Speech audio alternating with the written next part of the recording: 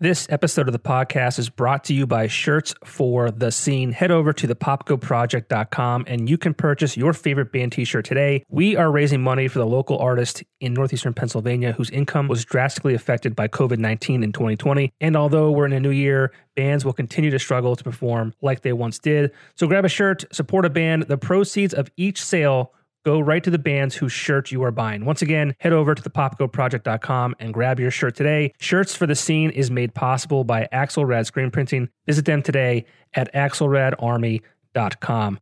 My guest today spent a combined 5.5 years at The Weekender serving as editor and general manager. She was the one who hired me as an intern at The Weekender, so I'm thankful for her giving me a shot and ultimately my start in media. For those of you who don't know, The Weekender back in the day was the Bible when it came to arts and entertainment in northeastern Pennsylvania. This one was a bit of a marathon. We got through a lot, from how she started at The Weekender in 1999 as editor and eventual promotion to general manager, coworkers who helped make The Weekender what it was, and what The Weekender meant to her, all the way to why she left, where she is today, her family, her friends, and so much more. And for those of you listening to the audio only, I would encourage you to also view this interview on the Popko Project Facebook page or YouTube page. She shared past pictures of Weekender events and Weekender covers that should definitely be seen. I'm thankful for the time she put into this discussion and what she shared with me about the Weekender before I had even started. Welcome to the show, Kristie Grier Ceruti, or as I will forever know her as, Kristie Grier, or KG.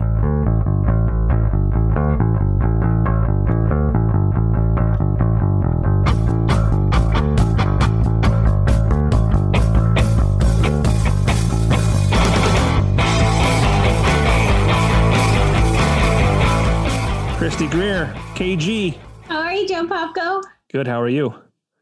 Good. Well, actually, now it's Kristie Grier Ceruti. It is. But it is. Every episode I do this with, because I'm doing this because we're all grown-ups now and married and all that kind of stuff. But I will always remember you as Kristie Grier. That is, it warms my heart. Because honestly, like my best friend from first grade calls me Grier. She doesn't even call me Kristie, so. Yeah. And Kristie Grier or KG, one of the two. Yeah, KG's good. So what's going on? Happy New Year. Happy New Year to you too. Yeah, 2021. Hopefully the garbage year that was 2020 is behind us. We'll see. I can't believe you're doing this. This is such an awesome concept. Yeah, I mean, it's not new. Well, the Weekender, bringing all the Weekender. Oh, yeah. So, yeah, it was one of those things. Yeah. I got you. I understand now. Yeah, it was like I started this and I'm like, how can I make this a lot of fun for me? And then I got to thinking, it's like, how did I get to where I am today? And how did I get to where, I'm talking on a microphone? Hopefully people hear it and enjoy it. And it all started with The Weekender. And then I got to thinking, I feel like that's a place that everyone really, really enjoyed. And it kind of started all of our careers in one way or the other. Whether it's we all stayed in that kind of, entertainment media or different kinds of media, or we said, you know what, this is not for me. Let's get out of here. But thanks for doing this. Yeah. I wanted to have you as the first guest because to me, like you were the person that kind of gave me my start in 2004 as an intern. So I thought, what better way to kick it off with other than you? But I guess you had some research to do. I did. And plus I'm always late. Like I couldn't be first because my MO is, even after X many years, I'm always like late. I can't. So you just follow out. So did you teach Rachel Pugh how to be late, or did Rachel Pugh teach you how to be late?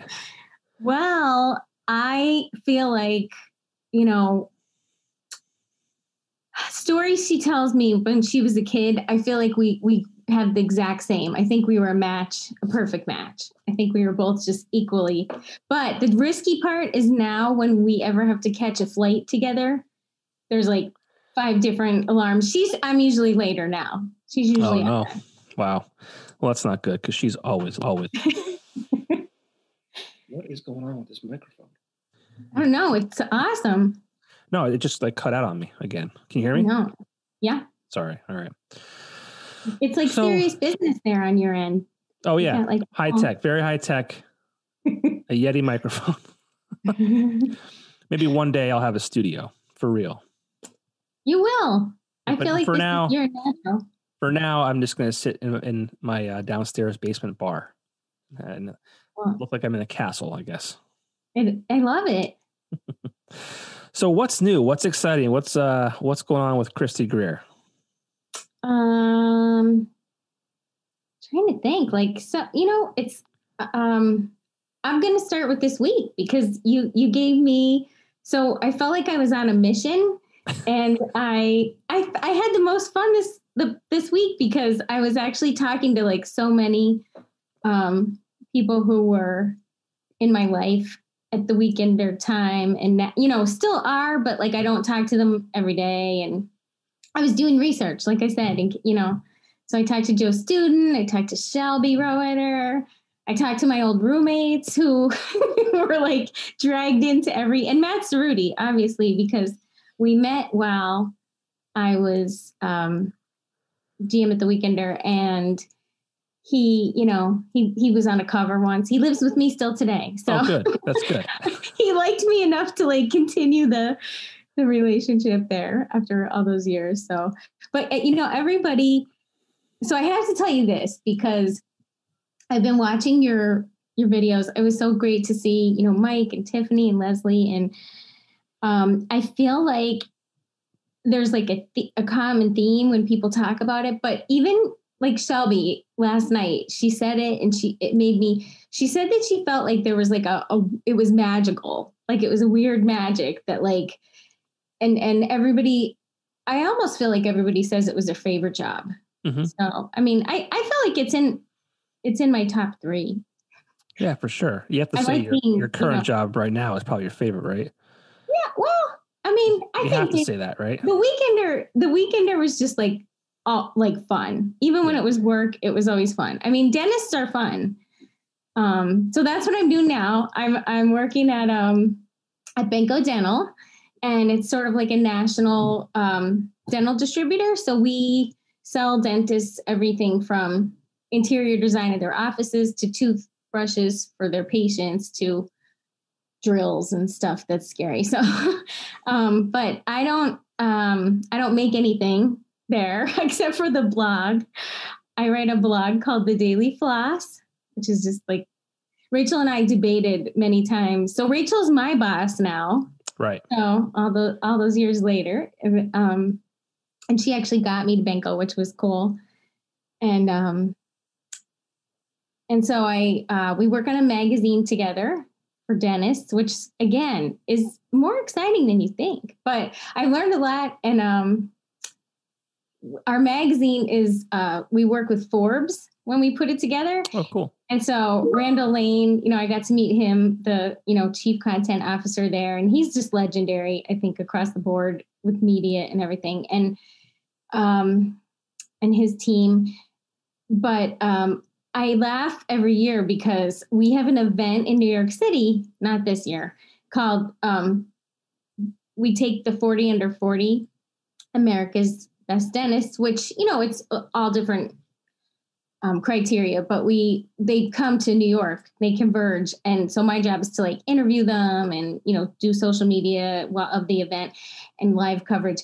And it always makes me think of like the Model of the Year party. I don't know why, because you're like planning, for almost like, 10 months, and everything leads up to it. And then it's just like, it's organized chaos. You know what I mean? Mm-hmm. And it's definitely, it doesn't help that the backdrop is New York and it's always a different fun venue, but the dentists love it because they tell me like they take care of people every day, but no one ever takes care of you when you're a dentist and does your hair and makeup. And, so we have stylists, and so much like the Weekender Models of the Year party, right? Yeah. The men in the model where somebody was styling them. I don't know if it was us, but it wasn't us. There was a lot of style that wasn't in the budget. Yeah. That's cool. Well, why don't we start off with the Weekender? That's what we're here to talk about. Yep. I know you were the GM of the Weekender when I was an intern there in 2004, but I think you were the GM for 3 years total. Yep. Mm-hmm. Okay. And what did you do? Were you with the Times leader before that as well, or? Yep. So I was a copy editor and a page designer. So I was at the Times Leader from the minute I graduated from King's. And so it's funny because the Weekender and my first job at the Times Leader tie together because the man who interviewed me, Bob Kelliger, he used to be the VP there. He was the person who was, brought in Jim McDonald. So they were kind of like the duo. He was like the, Times Leader business side of it. And they, Jim McDonald had the concept. And so they brought the Weekender to life, which, there were papers like that in, Philadelphia, like the Seattle and New York, but there was nothing. I remember. So my first moment with the Weekender, and I don't have the cover, but I wouldn't show it anyway because I feel like there was a lawsuit about it at some point. My first time holding a Weekender was like the very first Weekender. So I was like 21 or 22. And the Weekender was being launched. And this note went up on the wall because that's where the Daily Memo was, because there wasn't, I don't even know that we had computers, but they were sketchy. And this note went up on the bulletin board and it said, wanted, volunteer, employees from, to hand out a new type of publication evening, Wednesday evening, you'll get movie passes and $25 if you hand it out. And so my roommates and I, there were three of us, were like, hey, we're doing this. That's $75. I think we have to check with Bob if it was 25. It could have been 10, but we still would have done it because, you have to pay your rent and movie passes, Back right? then, $10 was like $50 now, right? Yeah, that was like 2 movies or 3 and plus the movie passes. So sure. It was a date night at least. So we went to, we're just psyched, everybody at work, but I feel like it was a really small group of people from the Times Leader, like not that many people signed up. And I'm just like, why isn't anybody signing up? So we go there and they give us like, newspaper bags. And I think I ended up on the corner by all the banks on Market Street, that little Franklin and Market. Yeah. Yep. And so then they handed us the Weekender. So the cover, right, was, if anybody doesn't know the first cover, it was an exotic dancer. And it was a girl in a bikini, but it said, and her parents, I guess, didn't know that she did that work. And so when we had, years later, the 10th anniversary, I guess there had been like don't ever, print this again, because she was probably like a mom and, working, I don't know, at a bank or something. And she was just like, don't print it. So I feel like we've gotten in trouble several times for rerunning the cover. But that night, people, like, not everybody was like digging it. People were like, what, so I'm like this 21-year-old girl handing out this paper with like a, girl in a bikini that says she's a dancer. And, some people were just like, throwing it, and other people were like, whoa, what's this, And so it was, it was fun. And so the best part was that at the time, the Times Leader and the Weekender, the parent company was Disney. Right. So there was also like, there was a little kerfuffle, I think, about like, what is this paper that, that Wilkes-Barre paper's putting out? And, but it survived, like it made it. And I think that as a kid, I was from Hazleton. And so, coming to Wilkes-Barre was like the big city. And so when you would come here, and then even as I went to King's, and there really wasn't anything like that, right? Would you like agree even when you were? Oh, 100%. Yeah. Yeah. There was like the daily papers had like a little half page of like bars. And I think there was like Soundcheck, which was like more of a music magazine, like that Lynn Carey put together, but from Jitterbugs. And it was really exciting because I think it was definitely something that was needed. Absolutely. I remember one time the Weekender got kicked out of Turkey Hill. I remember. And that was not even that bad. It was just it was like underwear, right? And there was a girl, I think it was Katie Gross, at the time, had like her hands like on like kind of grabbing the butt. Yep. If I could be wrong, but I think that's what it was. And they kicked us out of Turkey Hill. Yeah. And now you have songs on the radio like WAP or WAP. Yeah, right. I know. It was such a different, although when I was looking back at the archives, and I don't have any pictures, like I said, of the older ones. So there were like crazy things in it. Like there was a restroom review and they would rank like, good or filthy bathrooms like all over town. That's a great idea, but I'm sure it didn't go over well. It didn't. But I mean, people loved it. I mean, I don't know if it went over with the dirty restaurant rooms. I'm sure that if somebody got, that it was a good one. But there were pictures at least in our 10th anniversary promo. And there's a like condom man. And it was like a guy in like a condom costume. I mean, I feel like they really, like News of the Weird, which was every year when even, after I was there, I guess when it was about the Weekender was 2003, 1993, like 12 years old, maybe. And when we had the anniversary, but my whole tenure, everyone loved News of the Weird. It would win like best, like everybody be really like depressed because people be writing like the best story or the column, and Vinny Gaglioni's horoscopes and the News of the Weird would always get the top vote, and model of the week. Right. So. Yeah, I'm actually going to be talking to Jim McDonald next, I believe. Oh, nice. Yeah, he agreed to do this. So I'm excited for that. What's he doing now? I have no idea. That's what we're going to find out. All right.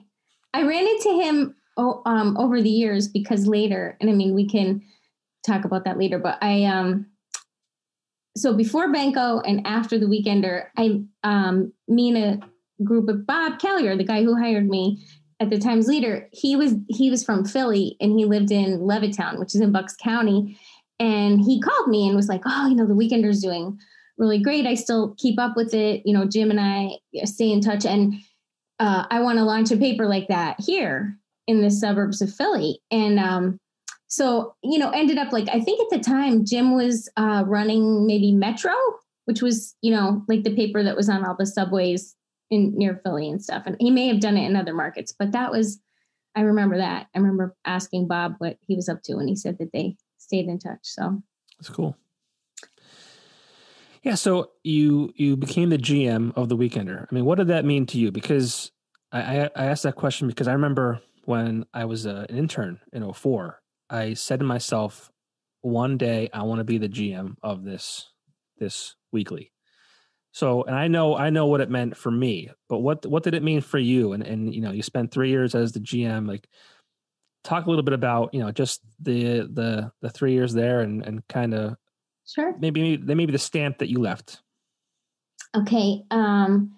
Well, I feel like so when I first got there, it was as editor, and I did that for I guess about a year and a half, and then the sales manager and I were kind of like equals, and then they decided, I guess after a while, they were like, we really need a GM again, because at first they just wanted to like, we both had, I guess, the same level of experience in our own areas. And so, I mean, I was really excited to be promoted to that role, but I was sort of terrified because the editor job, that was when I got there as editor, that was the first time I was ever a manager. And it was like it was like, one staff writer, like an editorial assistant and an intern. So, I mean, I was still managing a couple people. And that was enough. And then I was managing like this whole elaborate list of, contributing writers. And that was really funny because, you kind of get to realize that the power of it is, even though your staff is really small, and like the intern aspect, with you, it seems like like a tiny army, because there's all these contributing writers, somebody writes about theater and somebody writes about movie reviews and somebody does like album reviews and bathroom reviews. I get, not when I was there, but not the bathroom, but food reviews, and like your music specialists. And I just feel like there's a ton of people who they really love it, like they're doing it for like what? I don't know when you were there. When I was there, I think it was like $25 a story. Yeah, it didn't go up much over the years. Sadly. Because I mean, it's funny because it's so much work. Like you don't realize even at the community weekly that I was working, owned by the Times Leader, was like the Abington Journal up in Clark Summit. I mean, it was the same thing up there. You might have to cover a meeting, even for a daily paper that lasted like 2.5 hours, and then go home and write about it. And it was like $25. I mean, that's, you have to love it if you're going to do that for $25. So I think that was kind of cool, is that like people, it was almost like a tight knit people who really felt passionate about it. And so I'm looking at my notes, right? That's fine. Cause there's so many, it was funny because there's so many things that, well, I was excited to talk. I was excited to talk to you too, because like you were there obviously before me. So like there's parts of the weekend that I don't even know about because, I wasn't there. So like it's cool to kind of get a lesson. And like as an intern, I saw you, but like, it's funny too. I was thinking, I don't think you're that much older than me. And if you are, you don't look it. So good for you. But like as a 21-year-old intern, like I always thought that you were like this, like, older person, right? And I remember you called me up. I was done with my internship. I did the summer of 2004. So it was probably like May to August. And then you called me up and had me man the phones. I think it was on Black Friday, around Thanksgiving time, because you wanted to give the staff the day off, but someone needed to be there to answer phone calls or whatever. So I did that. But then by the time I was hired full time, you were already gone. So so you were there after me. So we kind of had this like nice window where we were kind of like in that same, bubble, like when you were an intern and I was GM. I remember, so first of all, I have pictures tonight of you. Oh, I'll share my screen, but in a little bit. But I remember you were like, you were really dedicated. I mean, even then, like you were at King's and I went to King's. So I was like, oh, King's. But you like, I'll never forget, one of the first things I remember about you was, so Monday holidays, for an intern, you get the school holidays still, like you're not like a staff member, so you don't have to work. And Monday is like the busiest day at the weekend, or next to Tuesday, because Monday is when everything gets put together. And then Tuesday, Monday, all the content gets ready, and Tuesday, then it all gets actually built. And then Wednesday it comes out. So I remember asking you, I think I was like super desperado, like, so John, what are you doing on Monday? And I was just like, it was spring. So it could have been President's Day, right? And you were like, why?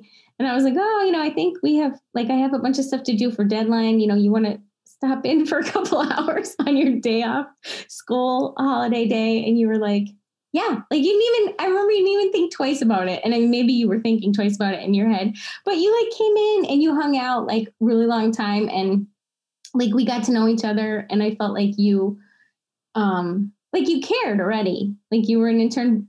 It was like really new, but I mean, I don't know if you remember that, but like, I actually don't, which is crazy. Cause like I have a really great memory, but as I'm getting older and my head is getting filled with Blippi and dinosaurs, that stage of my life is that the memories are fading away. So that's why I'm also doing this. But yeah, I mean, you're absolutely right with, how I felt as far as like my dedication and I was all in, and that's how I am with really everything I do. It's just how I don't know if I was, that's how I was raised, but like, I jump in, like, I'm 110% all the way. I always say that I would have got a tattoo of the Weekender logo. I wouldn't say that I'm glad that I didn't, but if I had and, things ended the way they did, I wouldn't be embarrassed or I wouldn't regret it by any means. I always said if you stab me, I would bleed at little red W's. Aw, I think I totally, even back then, like first semester intern, I felt like that. And so the cool thing I remember about you was I felt like you were one of the first interns who was a guy. And the semester, it was like, so we had editorial intern.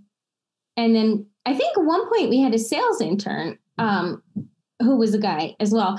But there were a lot of women. And it was you and two girls. And I was looking through the publisher's boxes. I wanted to find like your first one. And can I share my screen? I'll show you the picture. Yeah. Wait, hold on. Okay, so this is. Yeah, it was Jessica and Ashley were the two girls. And I don't know where Jessica is, but Ashley is still friends with me on. Yeah, she goes by Ashley Meadows now, I believe. Yeah. Jessica Connor, I think her last name now is Tompkins or Tompkin. Hold on, trying to make sure my screen's not too messy. I'm like the queen of a million windows.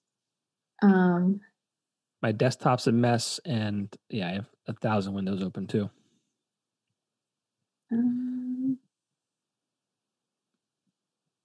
But yeah, I mean, it's funny because like this, the Weekender had a lot of females as staffers or interns. You have to let me share my screen. It's absolutely, yeah. I'm just kind of filling the space. Okay, no, but it's saying it's disabled. Oh. The host is disabled. So what? Oh no! I can always screen cap them and put them in the chat or something. But yeah, try that. Okay, so I'll go to like a closer zoomed in one then. So you had the here. You should be able to do it now. I should? Okay. Sorry. That's okay. All right, let's try it again. All right. So this is like, I found 3 pages right after that. But this one, okay, so here you are, 2004, you got your little goatee. And then this Ashley and Jessica, right? And then Christina, yep, who was our, marketing coordinator. And his name is escaping me, Mark. But he's from BHT, right? Yeah, was it Maniac Mark or Manic Mark or Mark something? Yeah. And then, wait, I got another close-up one. So there you are with Ashley. And there's Matt Ceruti, actually. Oh yeah, is that Mike G up there at the top? Yeah, this is Mike G. Yeah, and I have some good Mike G stories, but not bad ones. And then there you are. Woo. I remember that. Yeah. And look, we had like little W tattoos. Yep. So how about that? Like you. And it's funny too, because like I was not like the internship at the Weekender. Not that I'm like this outgoing person now, but I mean, when I got there, I was not an outgoing individual at all. And I have to give props to Jessica and Ashley because if it weren't for them, they were totally cool, and we spent a lot of time at bars too. So like a lot of patrons in bars are typically, if you had to, break it out, by percentages, probably 70-30 male to female. Mm-hmm. Maybe 60-40, but it was more male. And like, it was just kind of like weird for a guy to like, I just felt like it was easier for a girl to go up to approach guys and say, hey, we're doing this fun thing, because that's just, kind of how it is. But guys are going to talk to them. Yeah. Yeah. But I remember the 3 of you almost like, I feel like it was in the hallway of whatever bar, and you guys had your t-shirts on, and like the main role. Now I could be wrong, because like my memory is probably not as great as it once was either. But I mean, what would you say? So from what I remember, the marketing interns had to get models and men to sign up and take their pictures, right? Mm-hmm. Ask them the questions. And first, when you got there, like hang the banners. Yep. Like gigantic roll of banners you had to have. And then, I was talking about this with Joe Student and Shelby Roeder and Rachel. And I don't know if any of us can specifically remember how, like, summer deck parties, I know how we gave the prizes away, but just at a regular night out, like, do you remember like how we gave away like the t-shirts, or like if we had tickets or something? Like, what did we do? What did we do? Games? Did we have games, or did just this random? You were already gone at this point, but I remember being at Gonda's and we did baloney darts.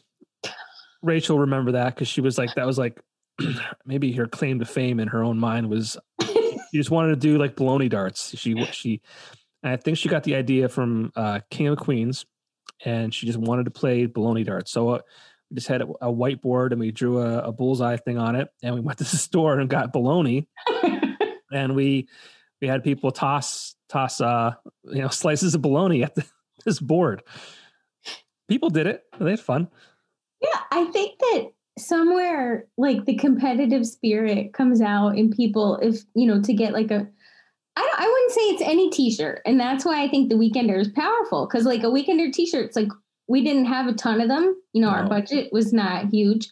And I remember that it was like, we guarded them, especially like the special ones. I couldn't find it. Matt Ceruti has it somewhere, and I know it's in the attic, but my favorite one was like a green St. Patrick's Day. It was like a baseball shirt, and there was a big Celtic W, I think Nicole DePaulo might have designed that. And Nicole DePaulo. Yeah, I remember her. She was a designer when I was an intern.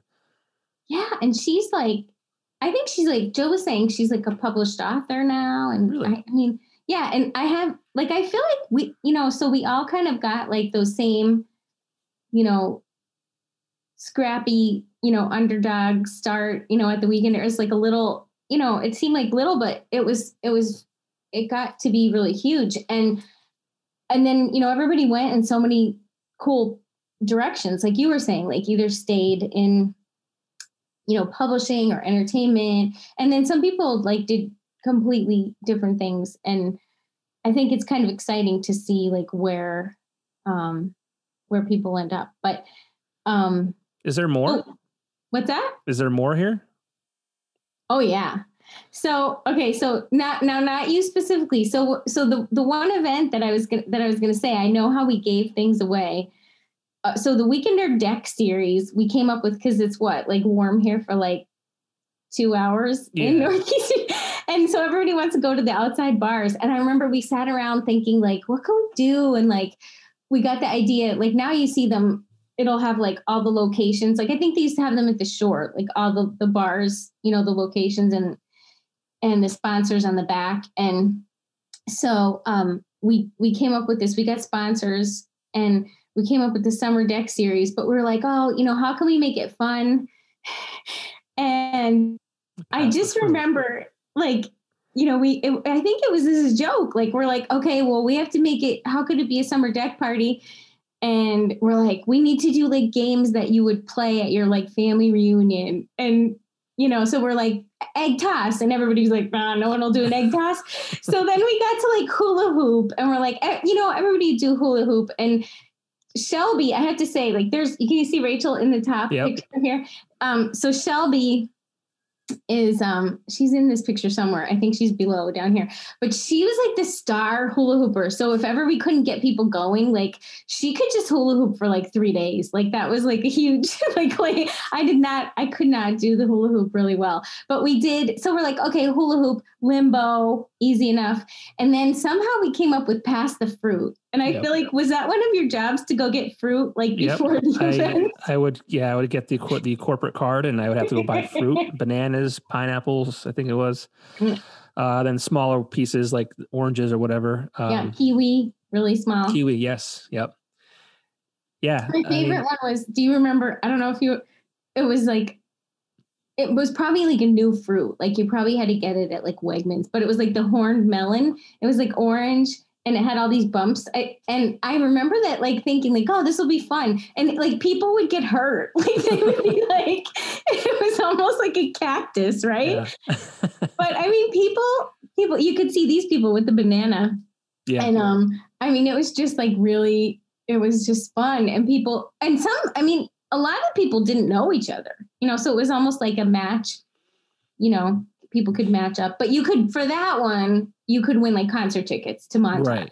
Right. You know, what's funny too, like I'm looking at these pictures now in the state we're in. And this is like, you know, transmission of the virus to its fullest extent. I know. It's like, there's people, for those of you listening, there's people passing fruit with their necks. And there's people having a good time. I miss those days. Yep. And even when things were not full of COVID, I mean, stuff like this does not happen anymore. No, it was definitely like a time when, I don't know, like I think people were just up for a lot of fun. Like, I don't think everybody, because there wasn't, I mean, I would say some of it, right? Would you think that some of it was because there wasn't like social media yet? Mm-hmm. Because, you know, other than the Weekender, like this was kind of like social media, but we didn't put captions, like we didn't put people's names. But I feel like it was like, you either were excited that you got your picture in the look what you missed section, or you were like, don't take my picture. Yeah. And you got that a lot too. Like, I'm not supposed to be here. Like, don't take my picture. But, yeah, I mean, like the Weekender was the social media. The Weekender told you like what was going on where, and then like you were able to see like, oh man, like I wanted to go to that part or that deck series last Friday and I didn't go, but you know, here's a bunch of pictures and look what I missed. And it really, I think people were like, so, okay, so now since we're talking about Weekender being like the first social media. So when I was talking to Shelby and Joe, we kind of came up with things, and I'll credit them for like the stuff that they gave, but like you should talk to them. We were saying like, I begged them to come on with me. I thought it'd be funny because we were like, they were like both like associate editors together. Right. When I was GM, but Shelby was there before me. Like I walked in, and I mean, you know, it's always tough when like the new regime takes over. Like I'm not sure everybody's always wants to leave, and it's tough. So I feel like, you know, I want to say this: the people who came before me, because Joe Student actually moved to Philly. And our one intern, Margot Christensen, she was a Weekender intern from Scranton, and she came down to Philly when we were down there. To Philly Edge was the name of our paper down there. And I always had respect just even passing it out on the corner, like the Weekender. But when we launched it, you know, as a team, like I had never made a distribution route and like hired people to like drive, you know, do the distribution. And I mean, came up with the logo, like Joe Student came up with the logo for Philly Edge. And I feel like it was like the whole team, even just hiring people, no one knew what the hell it was, right? Down in Philly Edge. And so it was like, when I got to the Weekender, you know, when you walked in somewhere and said like, oh, hey, I'm with the Weekender, like it was like 85% chance that people knew what you were talking about. Right. Mm-hmm. But in Philly, like in the suburbs, like people were just like, who the hell are you? Right. And like, you know, you have to be like at the Turkey Hill, like, hey, can we bring this here every Wednesday? And I think just because we wanted to continue like the hellish Tuesday, Wednesday theme, like we had the same deadlines. But so when we were down there, I mean, one of the first things that struck me was like how hard that had to be for the first Weekender, like the first teams, you know, the people who launched it. And then like maybe the first, like, I don't know, like the first like 5 years. At least I would say, you know, and even like right before I got there, like I know, you know, Tom Oberzit was the GM before me. And I mean, he launched a paper in Allentown afterward. And so I feel like, you know, it's almost like you want to do that. Like you want to be like, can I do this like from scratch? And it's hard. Like, it's so hard because people are like, I don't know who you are. I've never heard of this paper. And I mean, it took us a while in Philly, but I felt like we did crazy things, kind of like the Weekender, like one. And so one time we got our intern, and I was thinking this would have been perfect for you, John. Our intern there sang the national anthem at like a AAA baseball game, and we were handing out like the prototype. It wasn't even the real paper. And I thought, like, I bet the Weekender interns would have loved to sing the national anthem. If you asked me to do that, that's probably when I would have like quit my unpaid internship. She was, I mean, like, nope.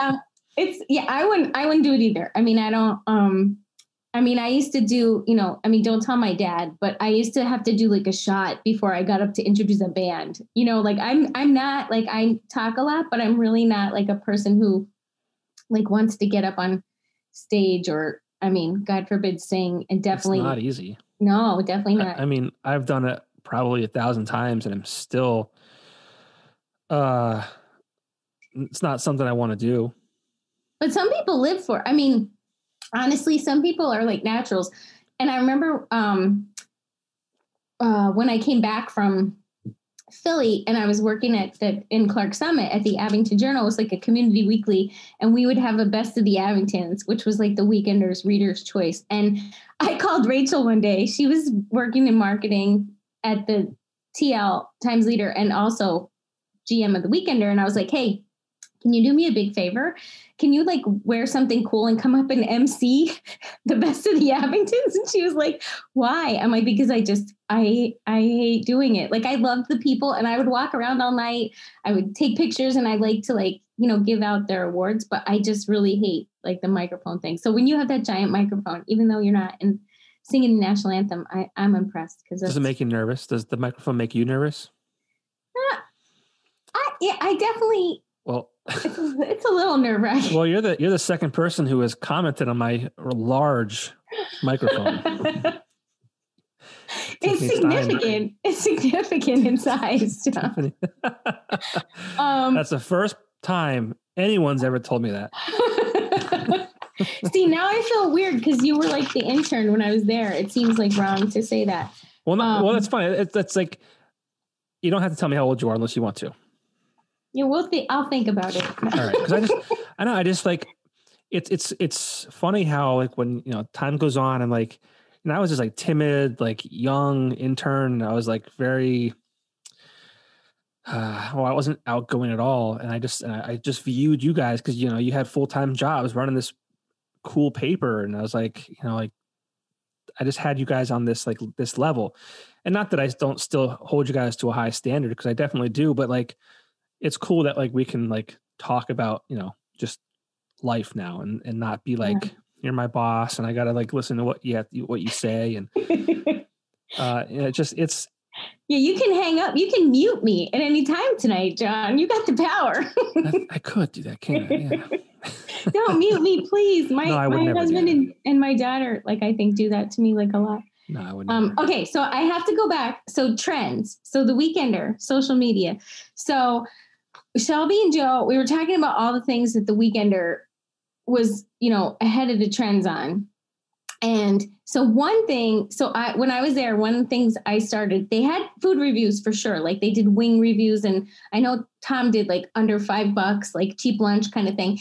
But I wanted us to do like a kind of like a sit down places. And we came up with the idea of having it be like a mystery person. And I didn't ask permission from all the people who were Mr. Ladle. It was spelled weird. It wasn't like a ladle it was Laedel, but like so many different people did it. But for the first like couple people who did it, I would go along because I would, pay for it with the company card. And my job was to take our digital camera and take pictures of the food. But like nobody was doing like food selfies. Shelby and I were talking about that, like food selfies. Everybody takes pictures of their dinner and stuff. Nobody did that. So I used to have to honestly, and I've already told you that I hate to sing. So I used to have to sit there and pretend it was like Mr. Ladle person I was with birthday.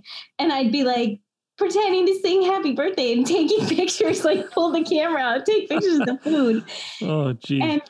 like you can't even fathom that now. Like it's like your camera is or your phone. Yeah. Yeah, it's like you have pictures of everything, and so that was crazy. So I feel like Shelby said we were on the cutting edge of food selfies. Reality TV.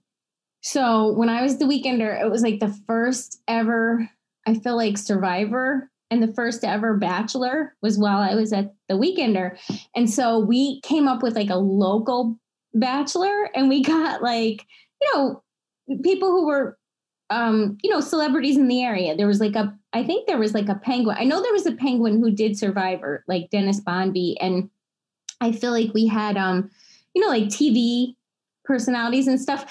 But for the Bachelor one, I remember asking like 3 women. One was, TV, I think it was Jane Adonisio. One was, Gus Genetti's wife, who actually, I felt so sad because the picture, she died last week. I was really sad. So I was sorry. Wow.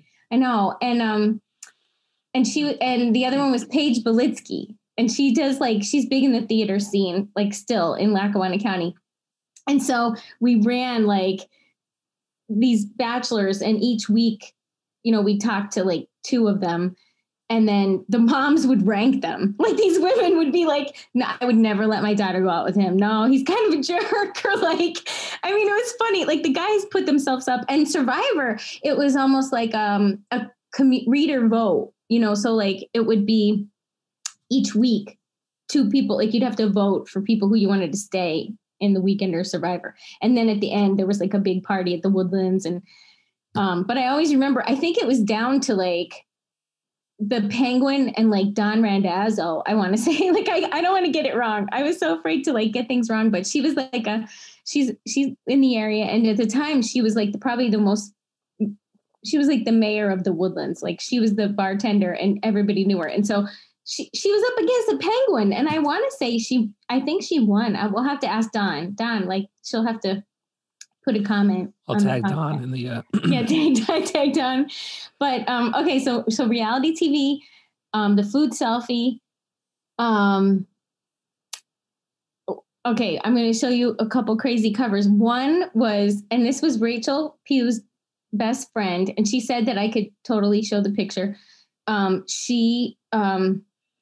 It was liquid latex. So we did a cover on this clothing fad that was like wearing kind of like the Sports Illustrated models, when they would just paint a bikini on them in the Sports Illustrated issue. Kristie, you did major homework. I am impressed. So there's the Bachelor. And then this what year was that? Do you know?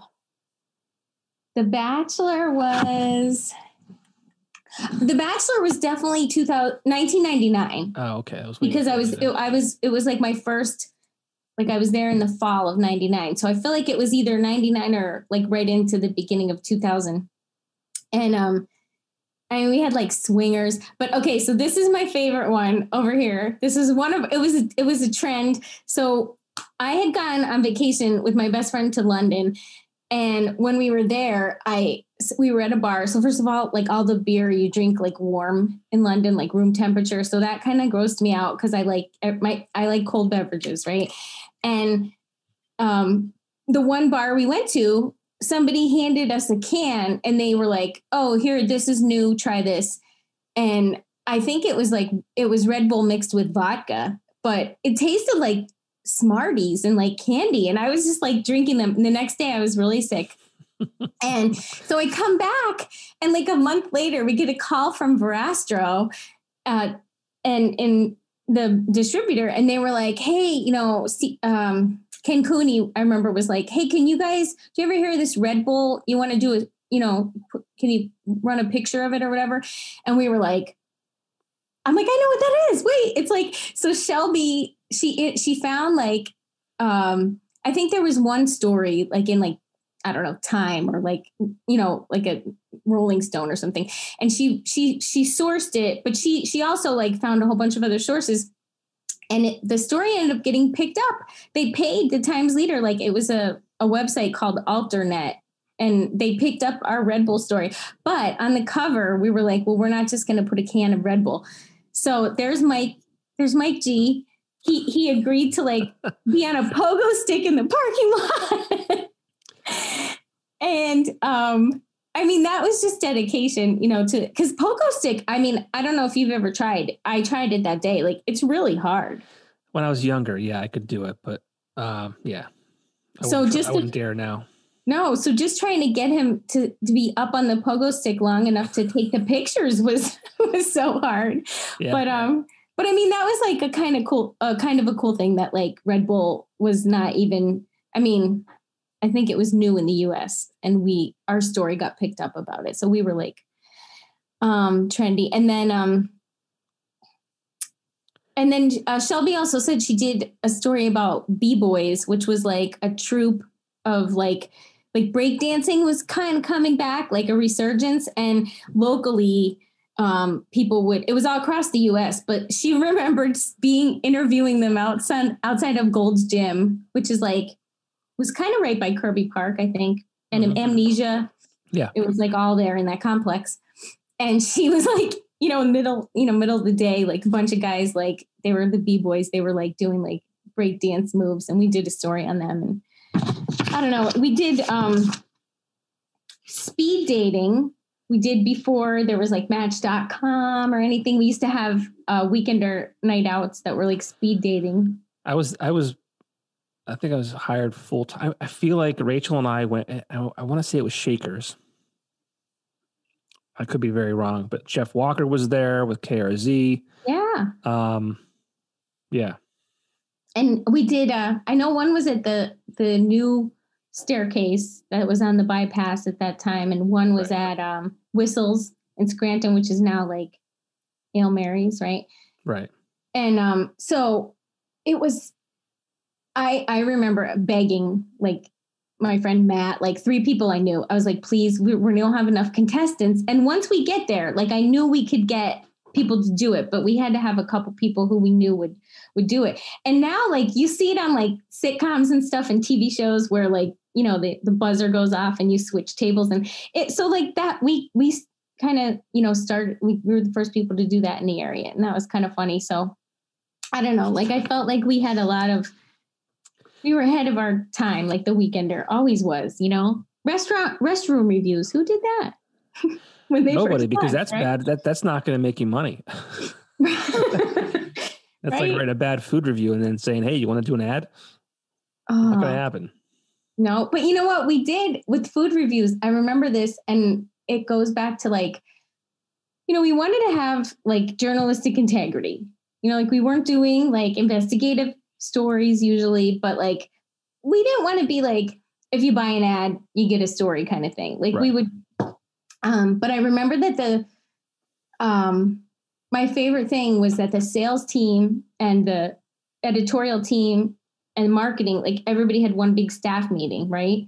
Mm-hmm. But at the daily, the newsroom budget meeting, I mean, that's just newsroom, like sales, salespeople aren't allowed to come up to that, right? And sales would have their own, meetings and, there was like a wall, right? And so I feel like that was one of the things that made the Weekender so strong. Absolutely. Right? 100%. Yeah. That's what I loved about it. I mean, when I went to school for marketing, that's what I loved the most. It was just the collaboration between like, people, having different ideas and like, you have an idea and then I can build off that and say, yeah, we could do that. And then on top of that, we could do this. And I just think that's good for everybody. And that was such a hard thing to kind of overcome was, the sales and editorial was so much church and state. Yep. And even though that when we tried at the Weekender to kind of combine the two, there's still a little bit of that barrier, so to speak. And I think that's because the people who would get into the editor roles came from the life of editorial, and sales is sales, and they don't ever mix.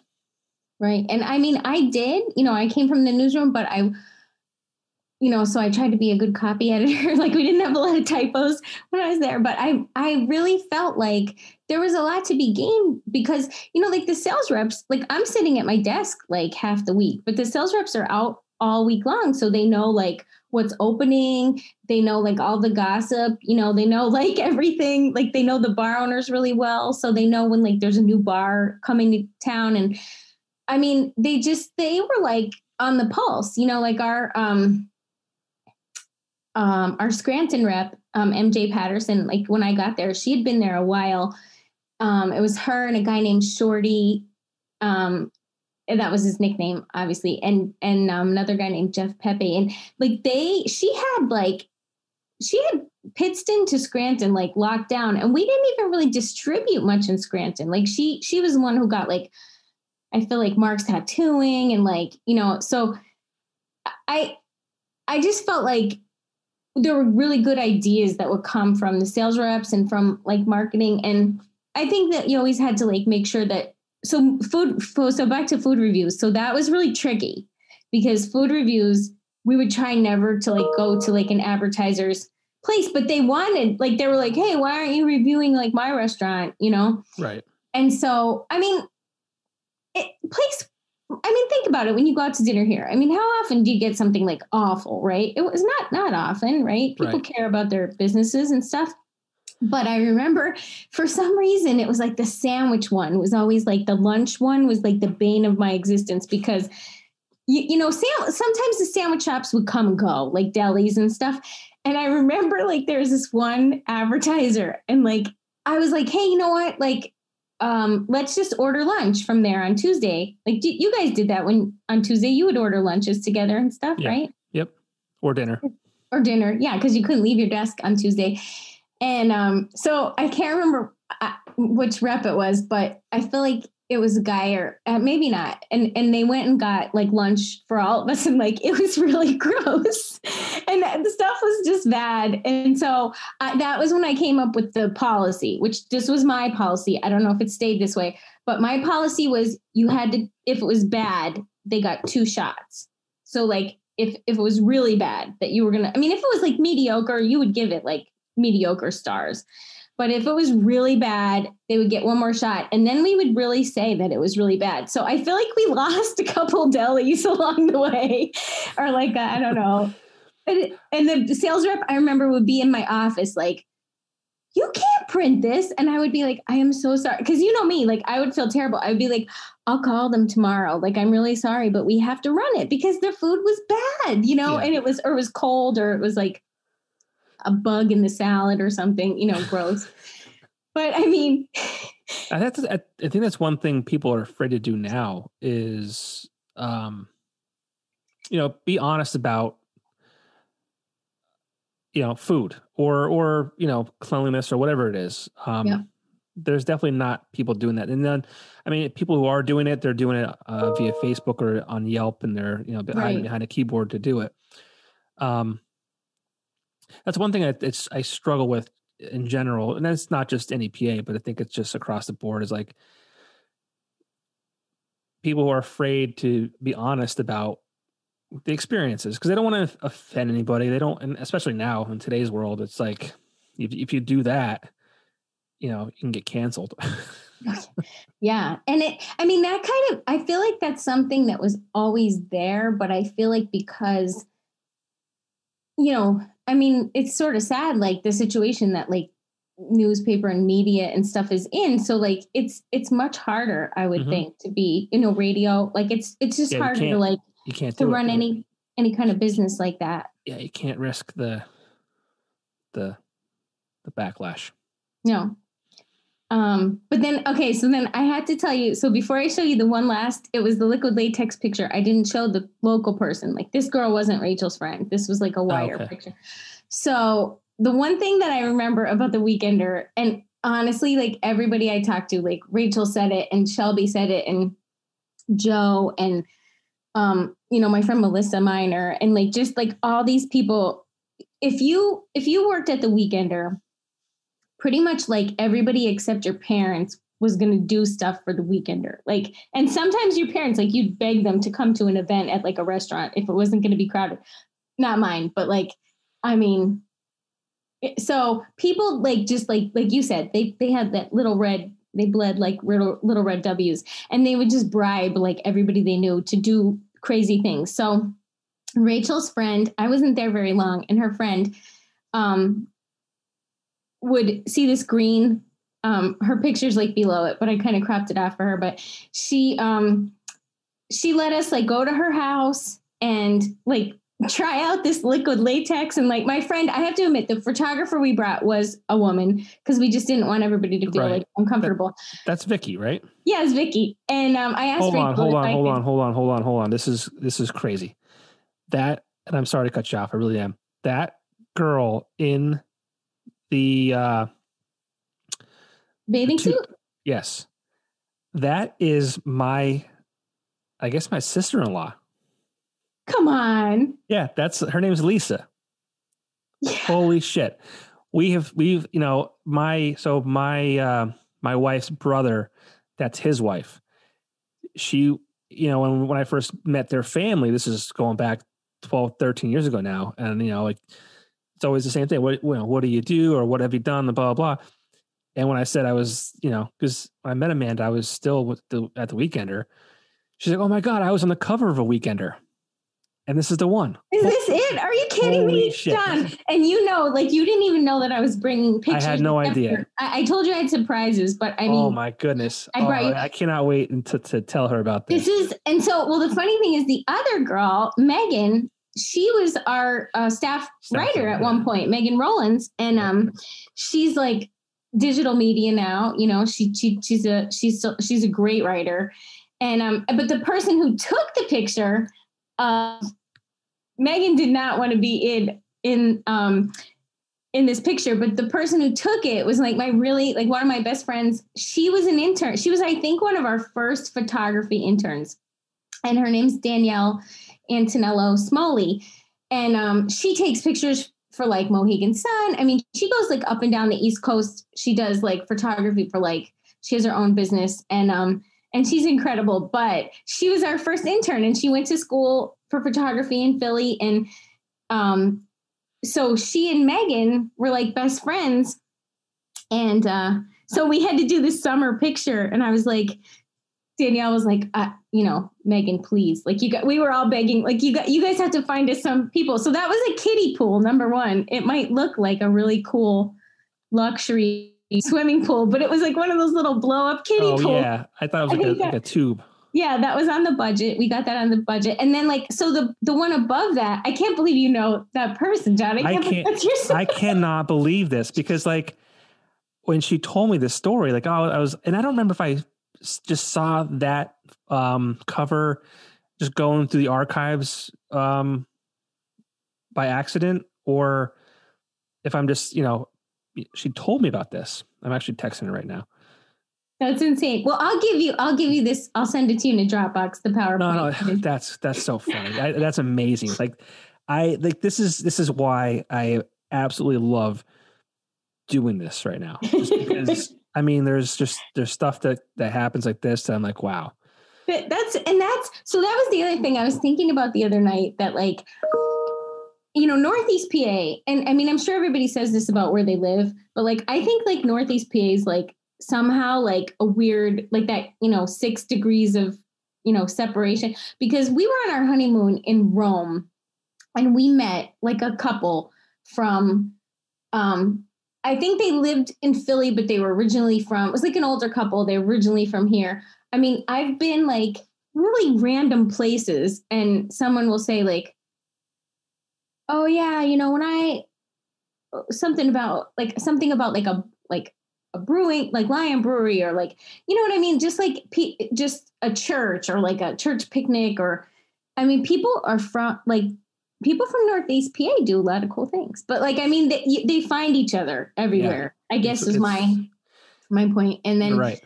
So the tattoo, it was Ink in the Valley. That was when we used to have the big tattoo conferences would come here. And that was one of our staffers. And the tattoo at the bottom was her real tattoo, but obviously the Weekender one we painted on her. And then I'm kind of partial to the one on the top, because that was my husband, not Ceruti.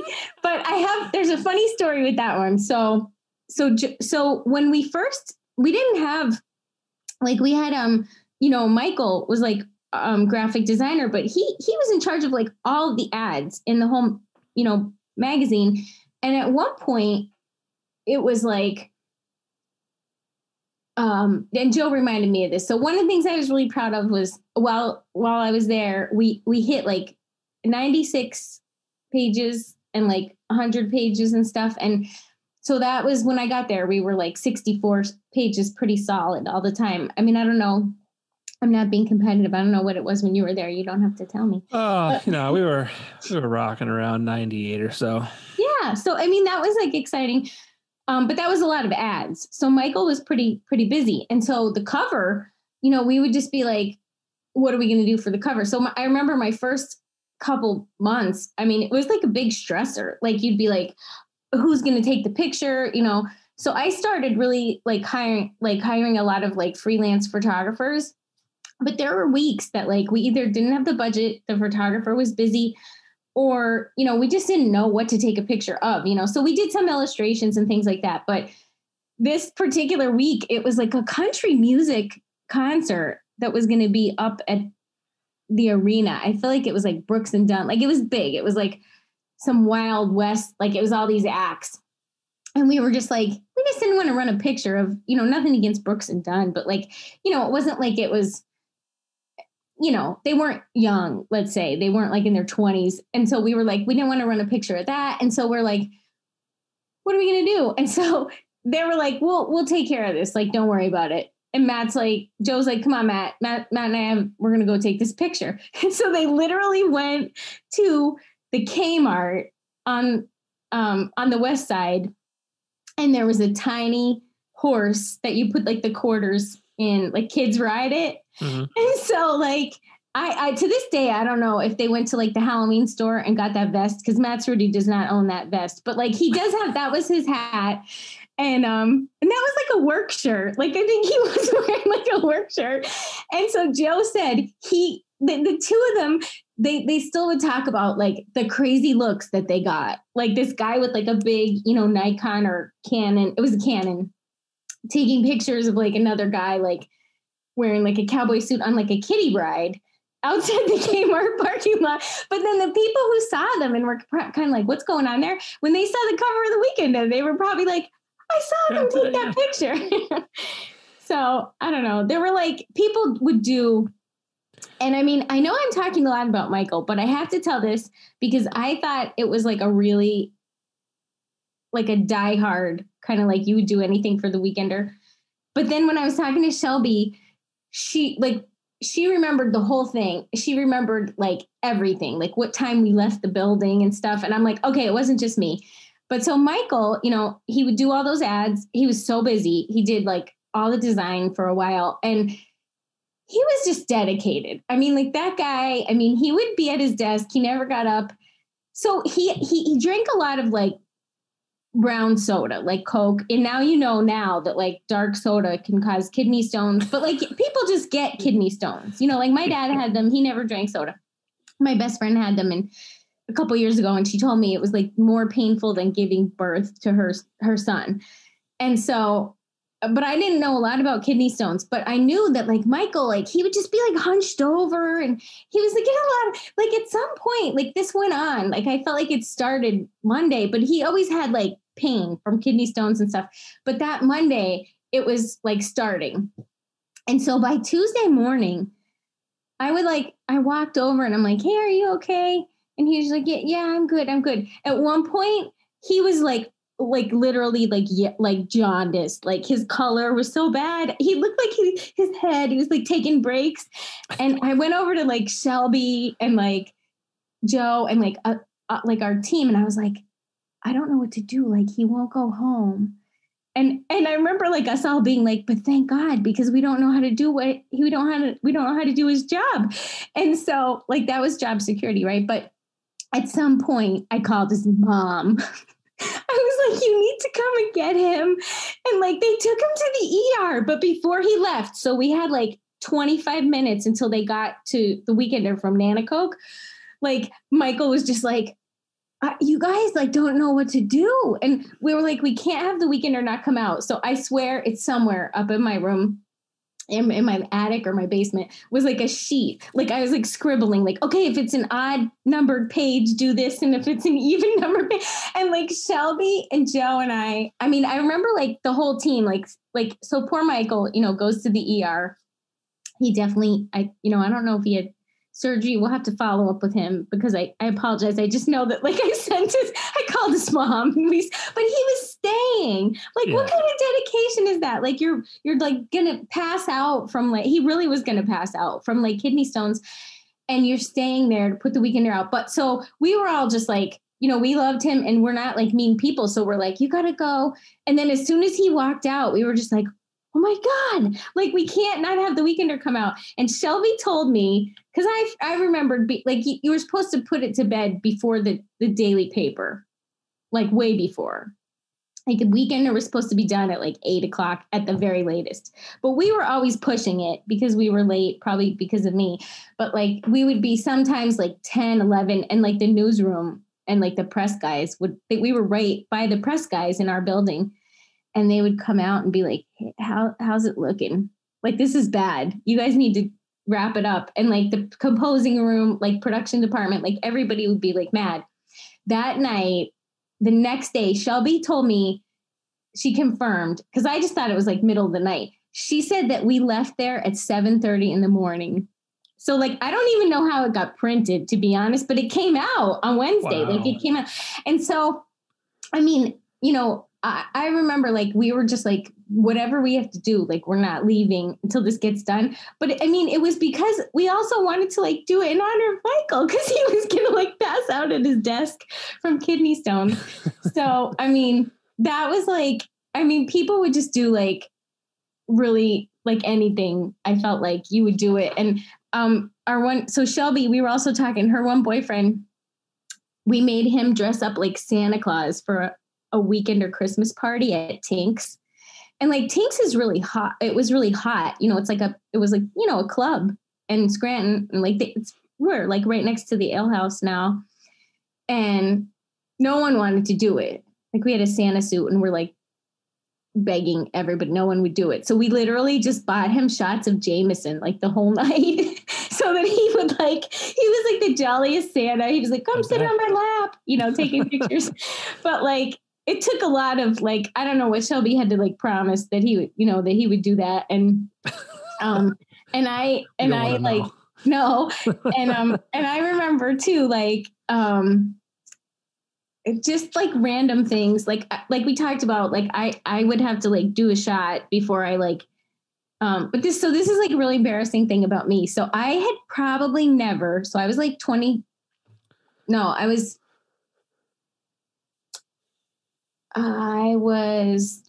30. I don't think I had ever gone to like a bar alone. Like I have an only child. You were 30. What year was this? Yeah. I don't know. I'm so bad at math. I can't remember.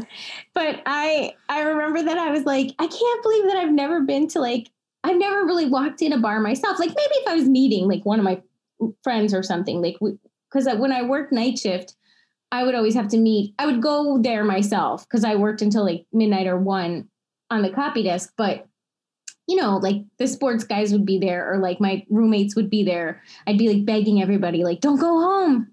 Just let me come out for like a half an hour and get like one drink. And so I realized that I hadn't gone to, so I decided that I was going to do these bar reviews for the Weekender. And for whatever reason, we would skip like Luzerne County, Lackawanna County. And I was going to go to Scranton by myself and walk, you know, like a block and a half to get to the bar. But it wasn't even any of that. Like I wasn't like afraid of like walking in the dark. It was like literally walking into the bar myself. So I remember begging Shelby, like she had like, I don't know, something really early the next morning. And I was like, just come for like half an hour and meet me in Scranton. She was like, I'll come for 15 minutes.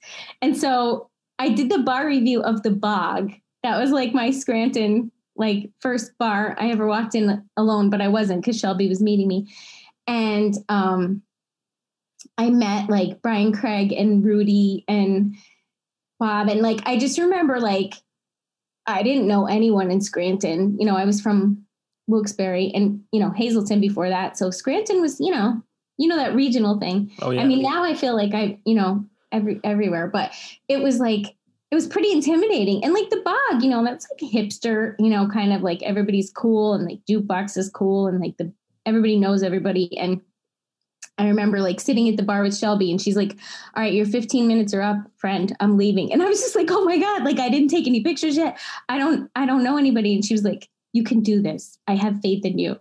And like, then that night, like before we left, like I ended up like, getting to be friends with the guys, and they ended up hanging my bar review on the wall. And like, I mean, it was just like, I went there, obviously it's really sad because Brian's gone. And I just remember like, spending a good portion of my adult, like, not, life going out, with my friends or my, Matt. And I mean, we would go there on a date night. Like after I had my baby, like we would go to like Scranton, go to dinner and go to the Bog. And my one best friend, Alex Seeley, we would meet there sometimes. And so I just think like, if I had never worked at the Weekender, I may have never gone into the Bog, and I may have never met like all those cool, amazing people. And, I feel like it gave me like a purpose to do it. And then I started doing like all these,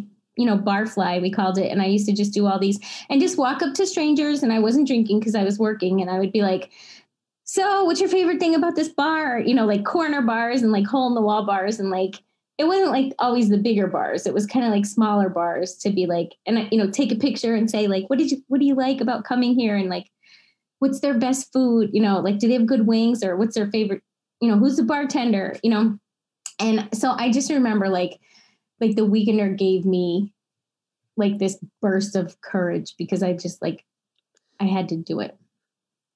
Yeah. That's what it did for me too, really. I mean, and that's kind of what this is all about, is just this thing, this Entertainment Weekly, catapulted all of us to, I think places we never thought were even possible.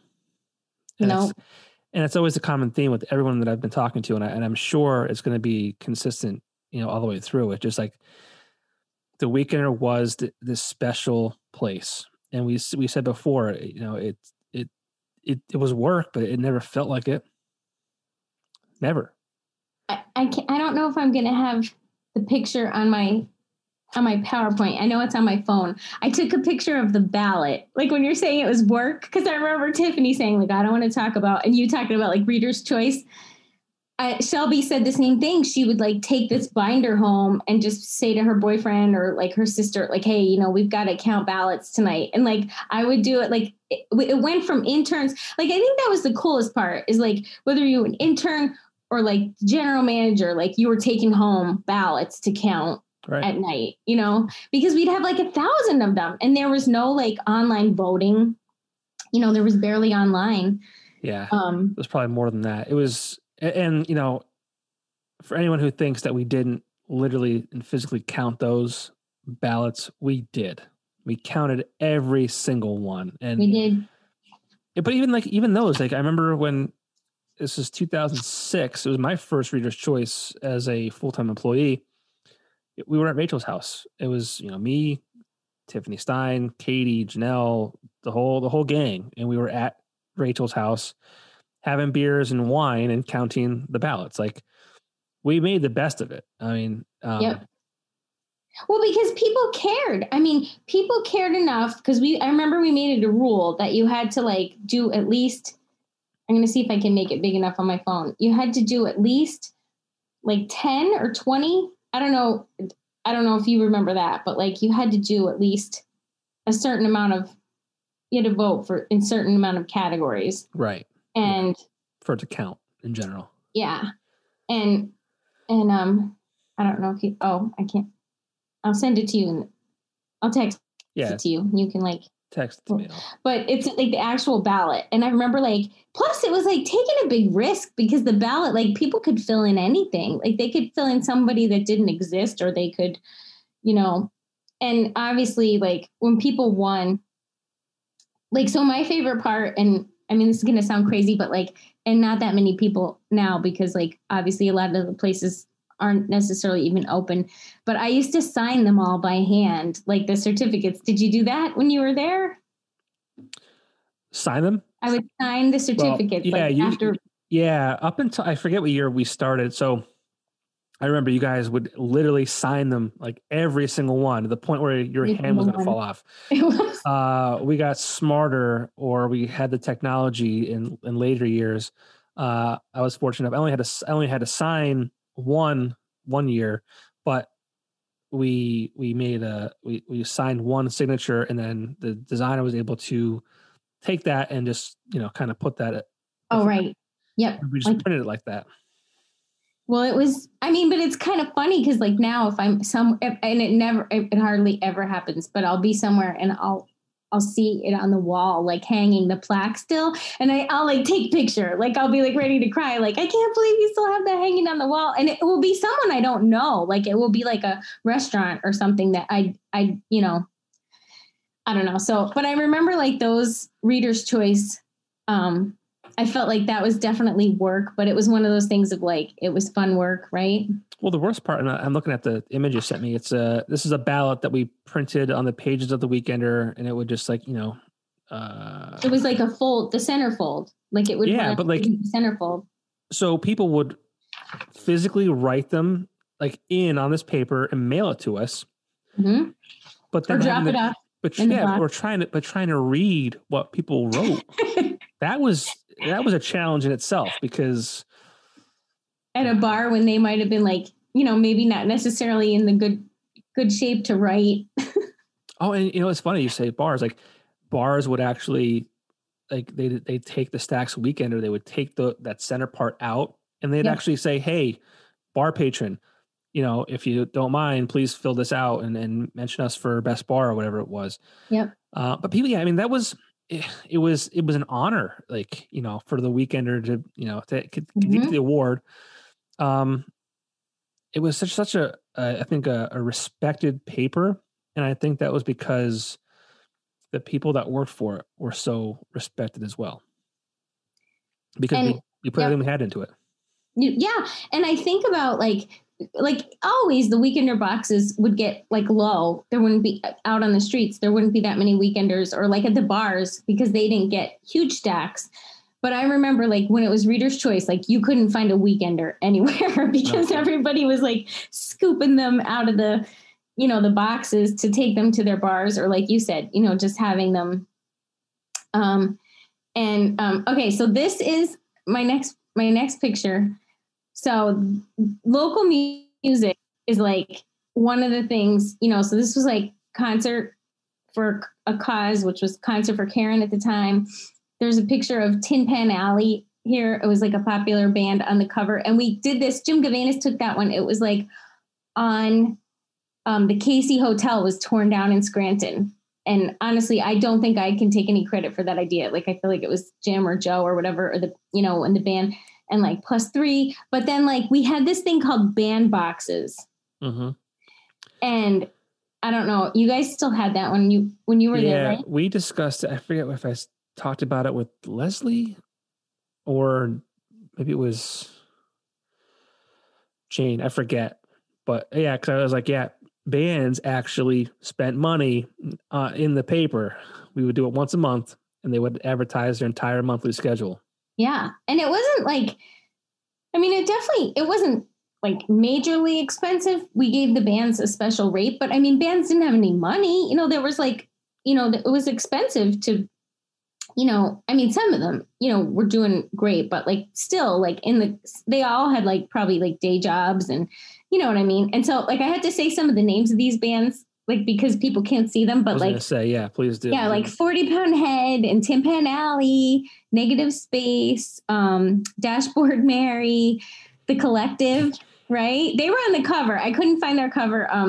Wake Up Naked, Gunner, Cartoon, Dead Porn Stars, .10, Burn, Simon Says, Crush, So Bad Hair Day, I had to say this.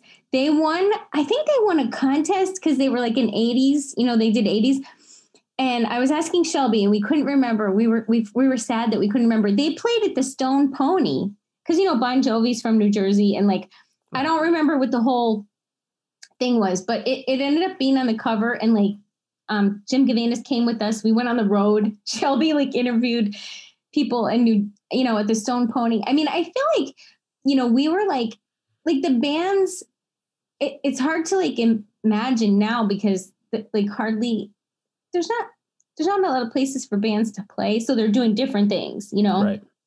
But I mean, they were like not only local celebrities. I mean, they were like doing big things. And I mean, obviously it was later down the road, but I mean, like we had Breaking Benjamin on the cover before they were like, we would go to the Voodoo Lounge, like they would have their, nights out. And I mean, I remember like Joe Student, like interviewing them and stuff. And like, I don't know. So I just feel like we were dedicated, like as much as readers were dedicated, as much as we were dedicated to the readers, like the bands and the bars.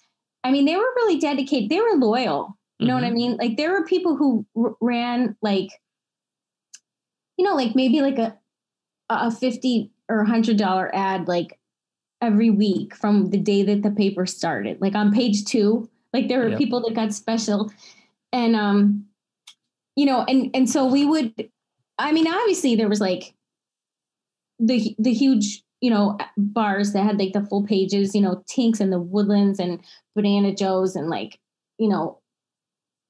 I mean, Arena Bar and Grill and like that Amnesia we talked about. I don't know who were some of the big ones but like there were like diehards, like, Bruise Brothers they had this spot and people paid extra for like special spots. Like the Woodlands always had page 3, but like Bruise Brothers was like below Coors Live, which was like, I think that was the reason half the people, like, I'm not even going to kid myself, like not something I wrote or, that was on the cover. The Coors Live listing of where to go, what entertainment was at each bar every night of the week. I think that was like, that people just would, I still today, I mean, Rich Howells has that, NEPA scene. I mean, there's definitely like entertainment websites that are really thorough, but like, it was just like a massive list of like, if you wanted to go out on Monday night. Yep. Who was playing where? Yeah. And that was like, for the bars, that was added value. That was like, and then a lot of bars were like, how do I get in Coors Live? And it was like, just do an ad. It doesn't matter what size you do, just do an ad and you're going to be in there. Yeah. And it went from like a half page, I think, to eventually a full page, or maybe it was always a full page, but no, it wasn't when I was there. It was half page. Yeah. So that's so it eventually awesome. went to a full page, and then like, that was a left-hand read. And then we sold the page next to it, which is called the right-hand read. We had nightcaps as a half page, bought it, premium rate, every week. Yeah. I mean, it was, you would see people driving around on the seat of their car, I mean, it was like, or you would be out to eat and you'd see people like, that was always my favorite. I would try to take pictures if I saw people read it out at a bar, like, and I don't know, but that was, I feel like the Coors Live and just like the entertainment. And we would have, I feel like I think it was Simon Says, we had some band that we did for the St. Patrick's Day parade that like we rode on the float with them and they played. And actually, I think that my husband and Joe Student were both saying like that they remember that they still hate the song Lifestyles of the Rich and Famous because that was the song that the band played like the whole time. They had like 3 songs in rotation. So you're kind of like freezing and then, but they were great. I mean, because think about how hard it is to play, I don't play the guitar, I play the piano. You're not going to put a piano on a flatbed, but like you couldn't like, how do you even stay standing, if you're playing like the guitar or the drums or you're the lead singer. So that was like, I don't know, like the bands and the bars were like, and the restaurants, I mean, I don't know, they were like super, super supportive. I mean, they kept it alive. And I have to say this because he's no longer with us, but like Justin McCarthy, like he had the bar on Northampton And I'll never forget, because sometimes it was really easy, like back to the events, like nights out, right? Like you would go to like, I don't know, like a bigger, like one of your advertisers, think about it. And like, there was already probably a band playing. So you could get the band to give away t-shirts from the stage, or you could do like there was already a big crowd, right? But sometimes the smaller bars, like when they got a weekender night out, like they wanted, they were thinking you were going to bring like a lot of people. And so you had to kind of think about what you were going to do at each venue when you had your event, right? Yeah. And so I remember like the sales rep, it could have been Rachel, I'm not sure, but I remember like, it might've been Shorty saying like that Justin, the McCarthys wanted to do an event. So I remember going there with, my boyfriend at the time, and we walked in, and like that night, it was oldies karaoke with Gentleman Jim. It was Justin's dad. So like the audience was definitely an older crowd. And I looked at him and I'm like, I don't know what kind of event like we can do, because I think people who were like 16 to like 100 read The Weekender, don't get me wrong, but like, you had to really think about your target audience and like, how could we get like a crowd that was our age? So I was really nervous, and I met Justin, and he was just like, well, I had this one idea for this thing, like I have like a guitar, and I have like one of my beer, vendors. And would you guys ever consider doing like a songwriters contest? And like, we did it for like several years. The place would be packed, like people coming out the sides, and like, it was original. So it wasn't covers or anything. And people would get up there, and like, there were some really, maybe people who were in like a band would go, and like Kate, I remember Kate, I think won the one year, but like, people were just like writing like original songs and like getting up there and singing them. And like the place was, you couldn't move, you know what I mean? So it was like, even like a tiniest bar, like people had passion for their bars, and like they had passion for music. And like, I still remember like Justin, he was in my wedding, like years later, he was like the greatest guy. And he always had like a great idea, like for music. He'd be like, oh, you don't even have to do this here, but like, I was thinking like this would be a fun contest. And like, he, it was that kind of like, people were just committed to it, Yeah. It was a special place. It was. And it's, it's sad to like go through, and, we mentioned, Justin obviously passed away. Brian Craig passed away a year and a half ago or so. It's sad to go, to look back on those things and not have them here. Yeah, it absolutely is. But I think that like they have like a legacy, from the kind of people that they were first off, 100%. And I think that like they, they just made a difference.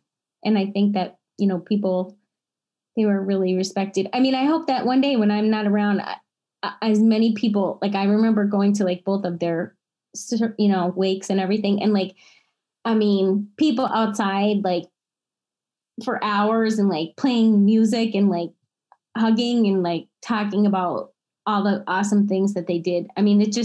They were just like, both of those people were really quality people. Yeah. I'm glad I got to know both of them. Yeah. I met Justin a few times. I think I was like a fill-in for his ads when we were between reps. But I knew Brian, and what a terrible, they're both obviously terrible losses, but Brian was, I remember I was hosting a showcase at Carl Hall the day that he passed, and I was a mess.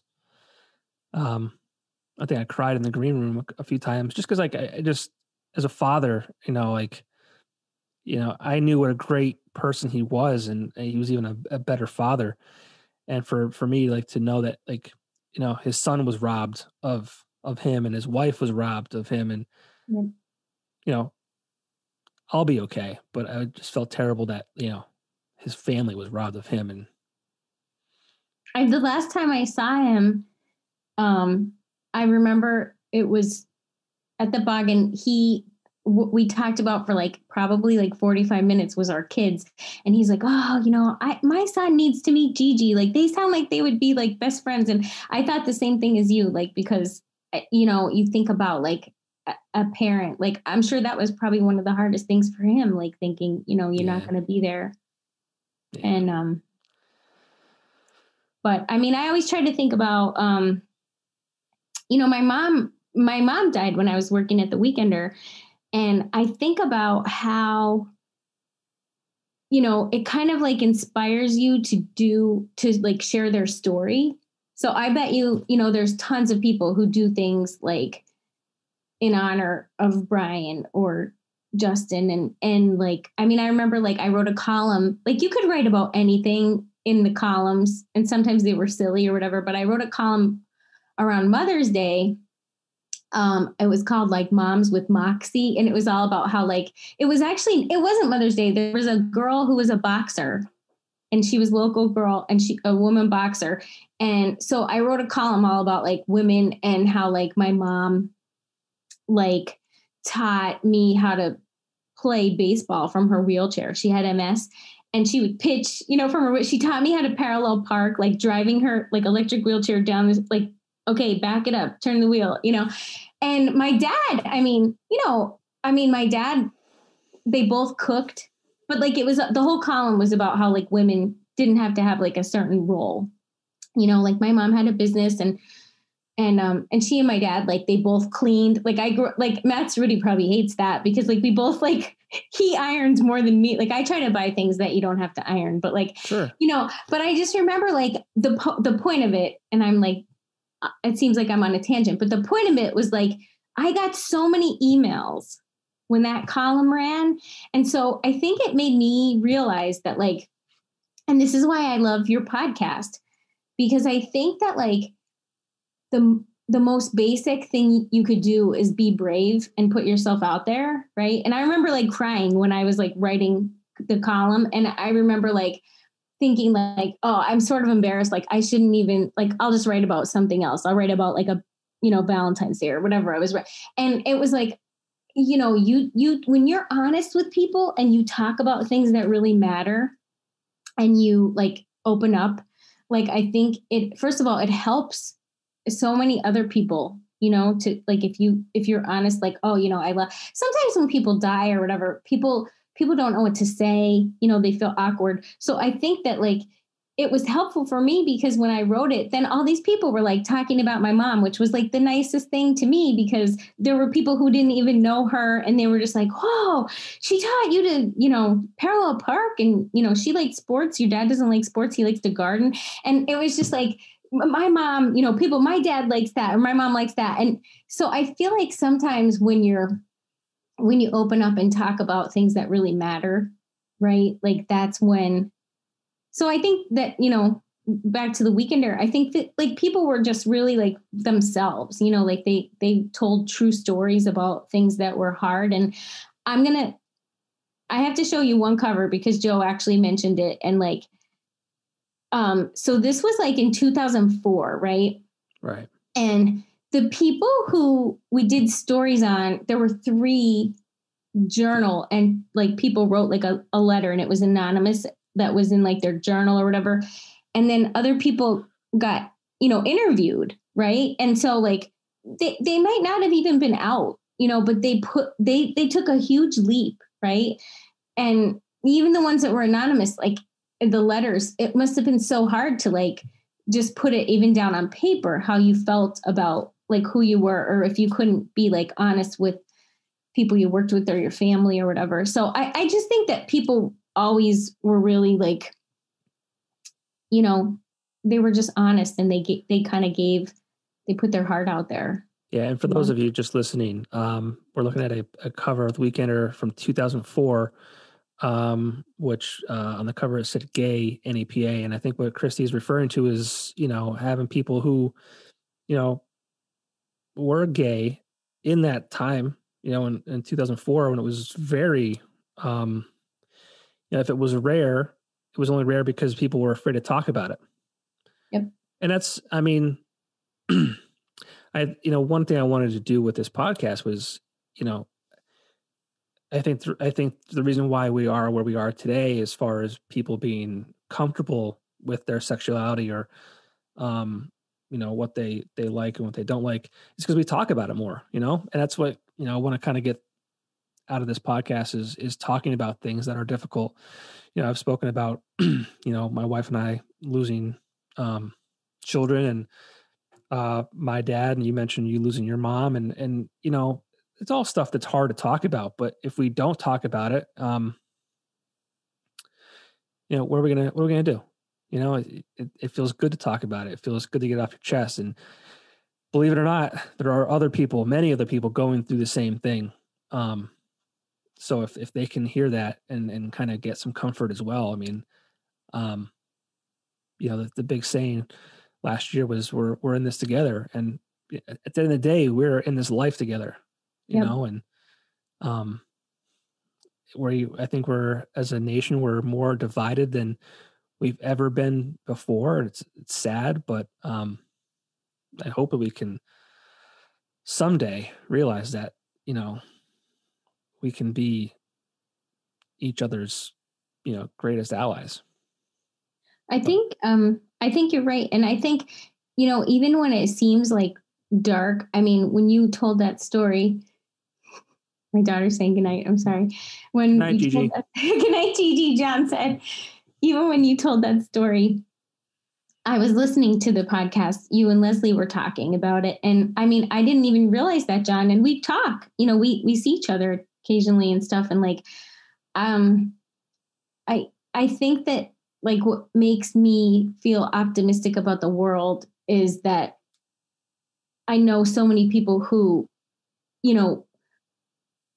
care, and like when you told that story, like, and then Leslie, you guys were talking, and I think like you were brave to open up about it. You were there for you and your wife were there for each other. And I bet you anything that like all of your friends and family, and then, people who you didn't know, maybe like if they found out, then they would tell you their story. And I think that there's so much kindness, and there's so many people who care. I think it's just like, even if you just do like, you should try your best to be like a good person. I think that like it matters. Yeah. Right?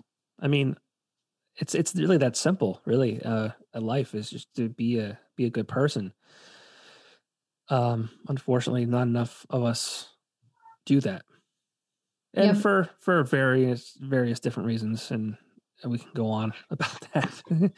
It's just, kids being raised in a household and that's what breaks my heart too, as a father, just thinking about kids having a terrible upbringing. That's where it starts at home.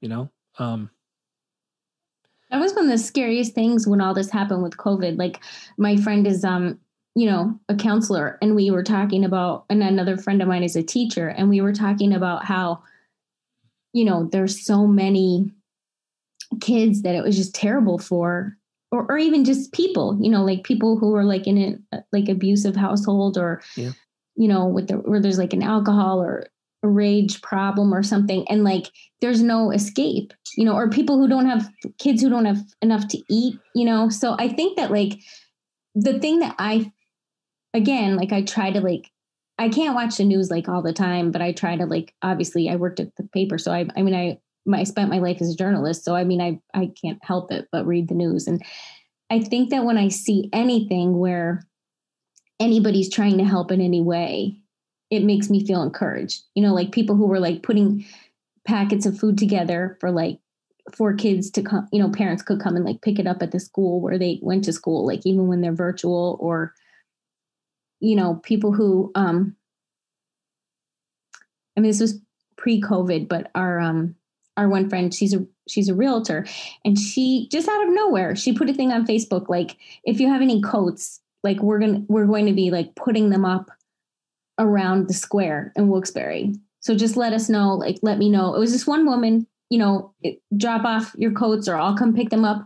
And she had like just her friends and people volunteered. And it was like right at the, in the middle of winter. And they kind of, I don't know if they hung them or because I gave some to her, but I wasn't there that day because Gigi had dance class. And there was like all these people who just, they left coats around the square in Wilkes-Barre so that like people could just come there later and like get a coat, you know? Right. So I think that and she's just like, I was so like, it touched my heart that she did that. And she's always posting, like I see people who just are always, you know, it could be anybody like posting. My friend's librarian, and she posted like, oh, you know, every week her friends were doing like, her church was doing like a different theme for food donations for like the Dalton food pantry. And it was like, okay, we're doing like breakfast, and like people would bring like pancake mix and cereal and granola bars and stuff. I mean, I think that like, you know, you just can't like ignore it. You know, everybody has to just try, right? Yeah. So I have to give you another funny story. I brought you into like this. Can I pause you for 1 second? Yeah. 1 second.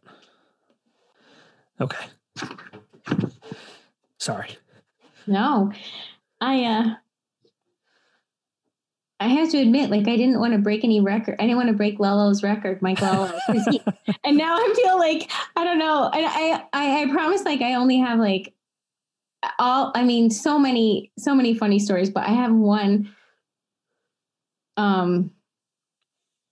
So a couple, like I promised I would, so things that you can't do today. So we're talking about, you know, COVID and, you know, and then the other thing we're talking about little things you could do. Like I know that it, like so many people are struggling in like the, you know, restaurant business and the, you know, just endless amounts of businesses. But I have to say, like we picked up food at Hops and Barley's like last week to take out. And it was just, they were just getting ready to like reopen on Monday. And, you know, we saw like Mark and James, you know, the two bartenders there, and Gigi was with me, and they were just like, we're talking. It was like, you know, I haven't been in there obviously since COVID, but even before that, you know how it goes. Like when you have little kids and stuff, you don't get out as much as you used to.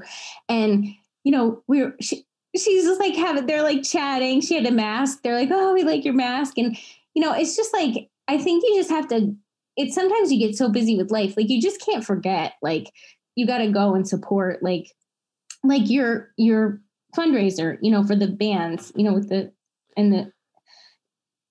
Shirts for the scene. I want you to talk about that for a second. Oh, you want me to talk about it? Yeah. Yeah. So, when I launched this podcast, so I should start. Let me go back. So I had a radio show for 3+ years called Alt Natives on Alt 92.1, where I featured an hour's worth of music from artists in and around our area. And then a week in October, they said, hey, we're going to switch to Christmas music the first week of November. Your show is on hiatus. I was like, I hate hiatus. What's that? I hate hiatus. And I mean, like, you know, it's one of those things like, I'm not an idiot, right? So I knew that, you know, when they said they're going to go to Christmas music, that, you know, for 2 months, you know, we're not going to go back to alt. You know, you don't alienate your audience for 2 months and say, you know, come back and say, oh yeah, we're back. Just kidding, you know? So I saw the writing on the wall, and I'm like, you know, I just don't see that show coming back. And I have had such a connection to this local music scene for, you know, almost 17 years, since even before the Weekender, before my internship. I just had this connection. I wanted to be 21 so badly because I wanted to go out to the bars and see the bands play. And so when it happened, I was like, you know, maybe I need the scene more than they need me, right? So I was like, how do I stay connected? What do I do? Because I felt, I always say this too, like, you know, I hosted a show on a Saturday night at 9:00. You know, I'm not setting the world on fire, but like when that was over, I felt lost. And I wasn't fired from my job, thankfully. I still had a job. My primary job was sales. But I felt emotionally fired. I felt lost. So I'm like, what do I do now? Right. And I'm like, how do I give back to them? Like, how do I be more than just, you know, a guy in the radio and that plays their songs. How can I do more for them? So I was like, all right, well, I'll start a podcast where we can still have a platform for them to, come on, do interviews, talk about your music, what you have coming up. Like, we can talk about anything really, because, they can do that on the radio. Like they could do a radio interview, but it's that 2-minute thing where it's like, how'd you get your name? This is your band. How long you've been around for? What do you have coming up? It's quick 2 minutes. It's not enough time to really get to know the bands, right? So I was like, all right, I'll do this. I'll do a podcast. I'll do this. And then I launched a campaign called Shirts for the Scene, because I was like, these bands have not been able to make money this entire year. This is in 2020. And it's like, when you think of it over the course of however many years that we've been in the scene, right? You've helped organize benefits. What's the first thing you do when you organize a benefit? You say who can play it, because who's going to draw a crowd that comes and bring a lot of people. Yeah, donates the money, and they see a band, and the bands did it time after time without question ever. They're like, yes, we're in. We'll play our half-hour set. Be more than happy to. Let's raise some money for a great cause, But no one has ever thought about the bands. No one. We've never given back to the bands. And I guess because they've never been in a situation where they needed it, So I took a look at it and I'm like, this is a year that they have not been able to make an income at all. And I stole the idea from Axelrad, because they did a similar campaign for local businesses for the shirts. And I said to them, what do you think about just doing the t-shirt program focused on just local music? They said, yeah, let's do it. Without even a question. They said, yeah. So we did Shirts for the Scene. And how that works is if you buy, a shirt, let's say, I always think of Modern Ties first. I don't know why. But if you buy a shirt, a Modern Ties shirt, the proceeds from the sale of that shirt goes to the band. And it's been live for about 4 weeks now. There's over 100 bands. You can go, and if you're listening, you can go to the popkoproject.com. There's a tab there for Shirts for the Scene. You can, browse the store there and, buy your favorite band t-shirt. There's a lot of great logos there. But the proceeds from, if you buy the shirt, the proceeds of that shirt go to the band. And we've raised almost $4,500 over the past 4 weeks. That's a lot. That's impressive.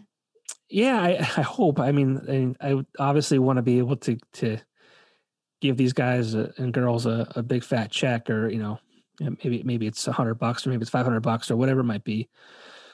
But it's in my opinion, I could be wrong. I don't think that I am, but I feel like this is the biggest fundraiser done for musicians.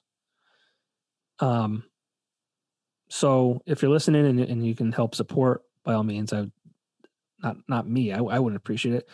The bands I know would appreciate it. So again, that's the popkoproject.com is a link for Shirts for the Scene. And like I said, there's over 100 different t-shirts available to purchase. And I know that the bands would really appreciate your support. So yeah. You got me hooked. I was looking at it the other night, and I'm like, said to Matt, like, we should just do like at least one a week, and just we'll have like so many shirts, but I think that it really is. It's like a huge amount of bands. And I think like everybody I think if you go and like look at it, you will know so many people that you like, oh, I forgot it. We should, and really, it's $20. There's a lot, don't buy coffees for like 3 days and for 2 days. Well, it's really funny because you posted those band boxes, and one of those band boxes was Dashboard Mary. And this evening I got an email from Dashboard Mary. Well, this afternoon rather, from Joe with the band Dashboard Mary. Wow. We're doing, want to get involved. So it's really funny because it's funny for a couple reasons. Dashboard Mary has been around forever. And it's just kind of funny that he emailed me the same day that we're doing this. It really is. And you know what? A lot of the bands, when people are talented musicians, I mean, the band can have so many iterations, like so many different groups of people who've been in the band, you know, and then even people jump from band to band, you know what I mean? So if you're a musician, I mean, you're really dedicated to that, your craft, and you're like hanging in there. You're like, you know, working a day job, exhausted, like going to, you know, play at night. And what you said is so accurate. Like the bands are always so generous when it comes to like their time. And it was like, I don't know, it was obviously pre-COVID, but I feel like it might have been at the beginning of this year, but Iggy Scavo, like he was in the collective. I mean, he's been in a ton of bands, and he was doing a fundraiser for his brother who had passed, and it was at the Radisson, and we literally, because it was all day, we brought Gigi, that she was at her first fundraiser, and we were there, and he came over, and I mean, I hadn't seen him in I don't even know how long, but he was like the first person, like when I was new at the Weekender, he like jumped in and said that he would do movie reviews for me, and our movie review writer wasn't doing them anymore, and I was kind of like in a pinch, and he loved movies, and he loves, you know, books and movies, but he hadn't really done them. And he's like, I don't know, but I'll help you out if you need help. And like, that's just like, when I was there, I saw like, you know, like Neil McCastro, like there were just people from all these different bands who came out, and I think that it's like, you just get a bond, you know, like, and it's just really like, people care, you know, and they like donate their time, and the bands, they're just kind people. I mean, this area, I know this area gets a bad rap, you know, northeastern Pennsylvania. There's a lot of negativity. But at the end of the day, this area has some of the biggest hearts that I've experienced anyways. We always have each other's backs. We always support when we can. And that's one thing I love about being here. I mean, yeah, would it be cool to be living in a bigger city like Boston or Philly or whatever? Maybe not now with COVID, right? But you know, it's not flashy. It's not any of that. But it definitely has its own appeal. And you know, again, you know, doing this, I hope that it kind of helps shine a light a little bit on the good things we have in this area, because it's not all bad. It's I mean, you're going to have bad things anywhere you go. No I think it's mostly good. I mean, I know I'm an optimistic person, John, but I mean, I feel like I've seen, so like, think about it. So the Weekender, definitely like a customer service oriented business, right? I mean, the Times Leader, when I worked there, you know, always like working with people, I mean, at Banco, and when I was the Abington Journal, and in Philly, but I mean, I feel like all the places that I've worked have had a lot of customer service elements, you know? And I think I can only probably name like 10 people who've made me cry over the years being mean. And I'm pretty sensitive. So I feel like there are just so many good people. And like, I think if you give a person a chance to show you their best, like if you don't like approach it with anger, like even if you're, you know, so I think about that all the time now. Like if I have to call and like, I don't know, something's broken, or you have to, you know, complain about something. It's like, I'll just, you know, how's your day? You know, try to like, you know, especially it's just like, because it's just, everybody's a person, you know? And I think sometimes even if people are mean, like you said, you don't know what is going on with them and stuff. And I don't know, but I just think that was one of the things I loved that I feel most proud about the Weekender, is that I feel like it shined a really positive light on, you know, on everybody who lives here. And it kind of, I mean, if you lived here, you know, it kind of gave you like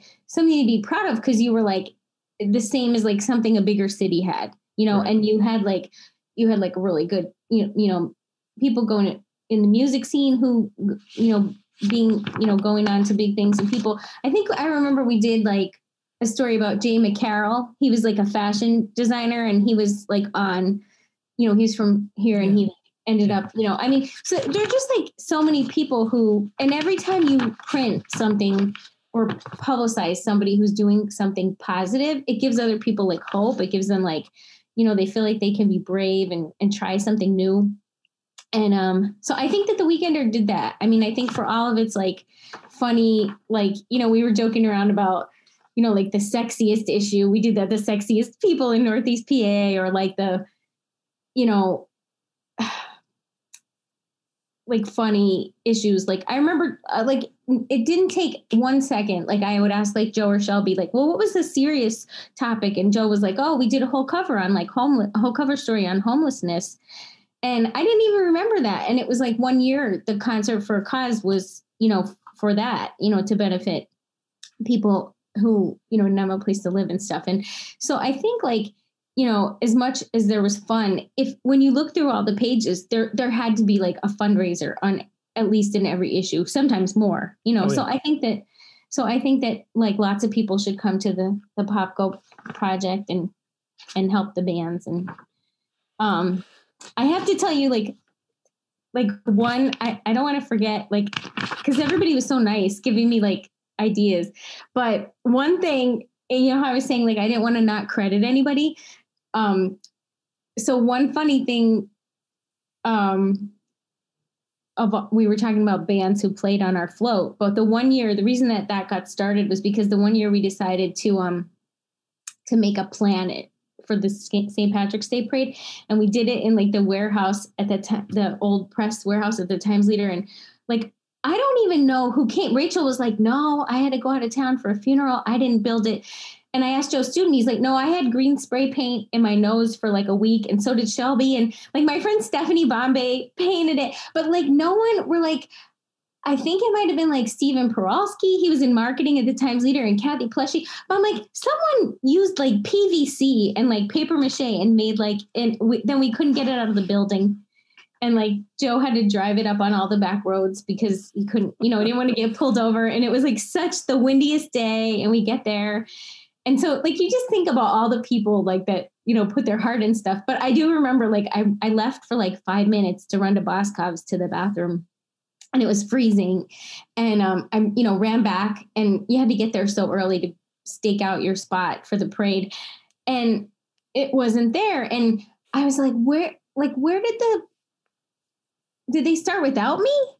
And all of a sudden, like a couple, Joe wasn't coming over. He was like doing something. And like Shelby walked over, and I'm like, where's the float? Like, did you guys, who's with it? And it like, evidently while I was gone, a big gust of wind came, and it like almost hit a little kid. It almost hit a classic car. It might have hit a classic car because, you know, you're in the parade. And Joe, before I got back, was like trying to like crunch it down. So like the planet was literally like crushed, and we were just sitting there, and like, so you think you're having a low moment, and like people were being so nice, like coming by, like, we saw it, it was amazing, and that's so bad, it's so sad that nobody will see it. And I'm like, what are we going to do for the parade, right? And Rob Sachs was there, DJ Rob Sachs, and he was just like, we have this under control, like, don't worry about it. And so like he's like, just get on the float and just dance, and I will just like, I'll play music and talk. And I mean, it was like, you go from thinking you're gonna have this big planet. I think the float was even better because I think people were just like, you know, laughing. There were like pieces of planet like hanging on the float. And like, I will never, like, that man could ask me to do anything for him or his family. Like, he was amazing. And he was always so much fun. Like, I just think there were just so many people who just like, they could really get you out of a bad situation by just like making you laugh. So sometimes, like, even if you can't like donate money or something, like, even if you can just like you said, listen to somebody when they're having a problem, or just try to like bring some humor to like the moment and lighten it up. Yeah. I mean, I think we all need that right now, right? Yep. Well, I'm thanks for asking me to. Do you have anything else up your sleeve? Oh, John, wait, like, I just have to say, like, they're in like order. So like, I have all these, you know, I have them by year. We've got like, you know, Fuel and Breaking Benjamin, like all these bands. And this one was funny. It was about swingers, and like we went to like one of the hotels that was one of our advertisers. It could have been the Woodlands, and it was just like people we knew. Like, we just got 3 people, and like nobody was naked. It was just like feet, you know, because we couldn't figure out what to do for a cover. But I mean, I think that's the thing. I think like for the cover picture, I think it was like, it forced you to be creative and, trying to keep coming up with things that, do you know these people too now? Because there's another person in the bathing suit. This was like a grill, like summer. No, I don't know. Okay. So this one, I have to tell you, I won't show anymore after this. This was like one of my favorite. It was the funniest. We had this artist who was like freelance. She worked at the Times Leader, Wakako. And we were just really wanting to have like illustrations. And she said to me, I could try something, right? So the whole article was about all the crazy, this is again, Northeast PA, all the best places to get hot dogs. And when I tell you, like, it goes from like Schuylkill County to like, the Poconos, Wayne County, there's, but my uncle loves hot dogs, my Uncle Charlie. And so I remember like calling him and saying like, can you tell me like the best places to get hot dogs? And like, he's in the Weekender. So like my uncle, and they were really good, like suggestions. Like one is like in Buttsville, like it's called Hot Dog Johnny's. And I just think like there's so many people who have so many different things that they're great at, or they know a lot about. And I think that was one of the things that I felt happy that we tried to do, was just give everybody a voice. We did like monster trucks, and like we did, karate. Like I can't even think of, too bad we never, now you could have Cobra Kai. No, you know what? Real quick. Rachel Pugh, right? Season 3 of Cobra Kai sucks. I just got to like the first episode. We just finished season 2. I'm not going to give any spoilers, but Rachel Pugh, I'm sure you'll watch this or listen to it. Cobra Kai season 3 sucks. Oh no. I've been outnumbered. I posted it on Facebook today. My feelings on the whole thing. I am outnumbered, so I wouldn't, say don't watch it or don't give it a chance. I have my own opinion. I'm entitled to that, right? You are. Everybody's entitled. Yeah, I just, it just, in comparison to 1 and 2. 1 and 2 had me, like, had there not been a pandemic when I watched season 1 and 2, like I was literally researching karate schools. If there wasn't a pandemic, I'd probably be in karate classes right now. Right? Hey, you still can. There's a new place you did, and you could do Zoom. They do Zoom karate. Yeah, I could do it, but now you're mad because season 3. Mm-hmm. But Karate Kid 3. So we watched them all. Like she's not watching Cobra Kai, obviously, but like we watched them. Like I don't know, at the beginning of the pandemic, we watched Karate Kid 1, and she was just like, oh, Mr. Miyagi. Like she started taking karate like right before. She's not taking it now just because it's busy. Like you have to decide dance or karate. But but like we loved it, and then we got to Karate Kid 3, and again. If anybody loved Karate Kid 3, I'm sorry, but like she's 9 and she was like, this is terrible. Like so Karate Kid 1 and 2. So maybe it's like, I haven't seen Cobra Kai 3, so I don't want to say, but, and I have to, if you're going to have Rachel on, because you've mentioned her a couple times. So I think that you need to bring up, I had a funny Rachel story, but she can verify whether or not it's true. So one of the other things I was really proud of at the Weekender was, I kind of begged and pleaded our owners for like the Times Leader for the budget to go to the Association of Alternative Newspaper Conference. And we got to go like at least 3 years. The first year I went by myself because the budget was really small and it was in Madison, Wisconsin. But there was like the Stranger from Seattle, and like there were people from, the Village Voice. There were people from huge alternative city paper and, Philly Weekly, but like all over the country. They're everywhere, just like the Weekender was. And we went. And so the second year, I went with, I don't know if it was the second or the third. One year, Rachel and I went to San Antonio. But one year, we went to Pittsburgh. And it was, and Tiffany was talking about Pittsburgh. And you said you hate it, but I think Pittsburgh's kind of fun. But we went there and, there's all these papers. So you kind of feel like, okay, we had like however many, like 100,000 readers. Like these people have like 500, a million readers, and they're like, they have these big budgets, but there were small ones, but like we got so many great ideas, and it kind of just made us feel like this is legitimate. Like we are like at this, and they liked some of our ideas, like because you'd have round tables, right? Mm-hmm. So anyway, we're in Pittsburgh, and I was trying to get it out of Shelby and Rachel, but one night, so it was just me and Rachel, and Joe and Shelby. I was like, just come here. Like, I'm not trying to be snaky, but like we can only afford 2 people to the conference. I'm like, you can come to like some of the events, but just drive out here. It's Pittsburgh. You don't have to fly. So Joe and Shelby, they ended up like sleeping on the floor of our hotel. They drove out. But that night we all went out in Pittsburgh, and we're at this bar, and who is there in the back room but Charles Barkley? And they were having some kind of private party. And all I know is that Rachel and Shelby were determined to get this code to get to this private party. And so like they disappeared forever. Joe and I were like, we're just going to get a cab to get home. We don't know where they are. They're gone. And like I think they got a code and they went to some private party with Charles Barkley. But you can ask Rachel about the Charles Barkley and about her trips to the Association of Alternative News, AAN, the alternative newspaper. And I don't know. I just think I think it's just really impressive. Like there's a lot of people who've done really cool things. Shelby, I got to give her a plug. So she left the Weekender. She was like you. She was an intern. We offered her a full-time job, staff writer, because the position opened.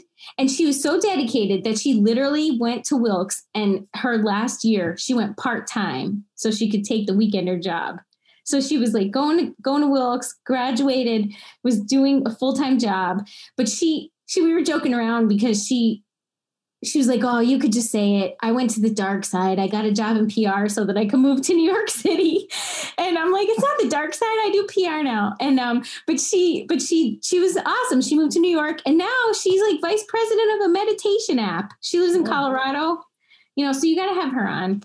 Yeah, I was going to say, you got to hook me up with her. I think I'm friends with her on Facebook, but there's definitely people that, And Bob Kelleher, if you have Jim McDonald, you got to have Bob Kelleher, because he was like our financial backer. He's the one that was like, at the Times leader, he was like the VP, like, we're going to do this. And he like stood by it. And then he launched, Philly Edge, and I went down there with him. And he's hardcore. Like when we did Philly Edge, I came up with like, okay, me and Joe and our from Margot, we made, it was Edge was an E. So we got soft pretzels shaped like E's, and we took them down to like the radio stations to try to get them to talk about it.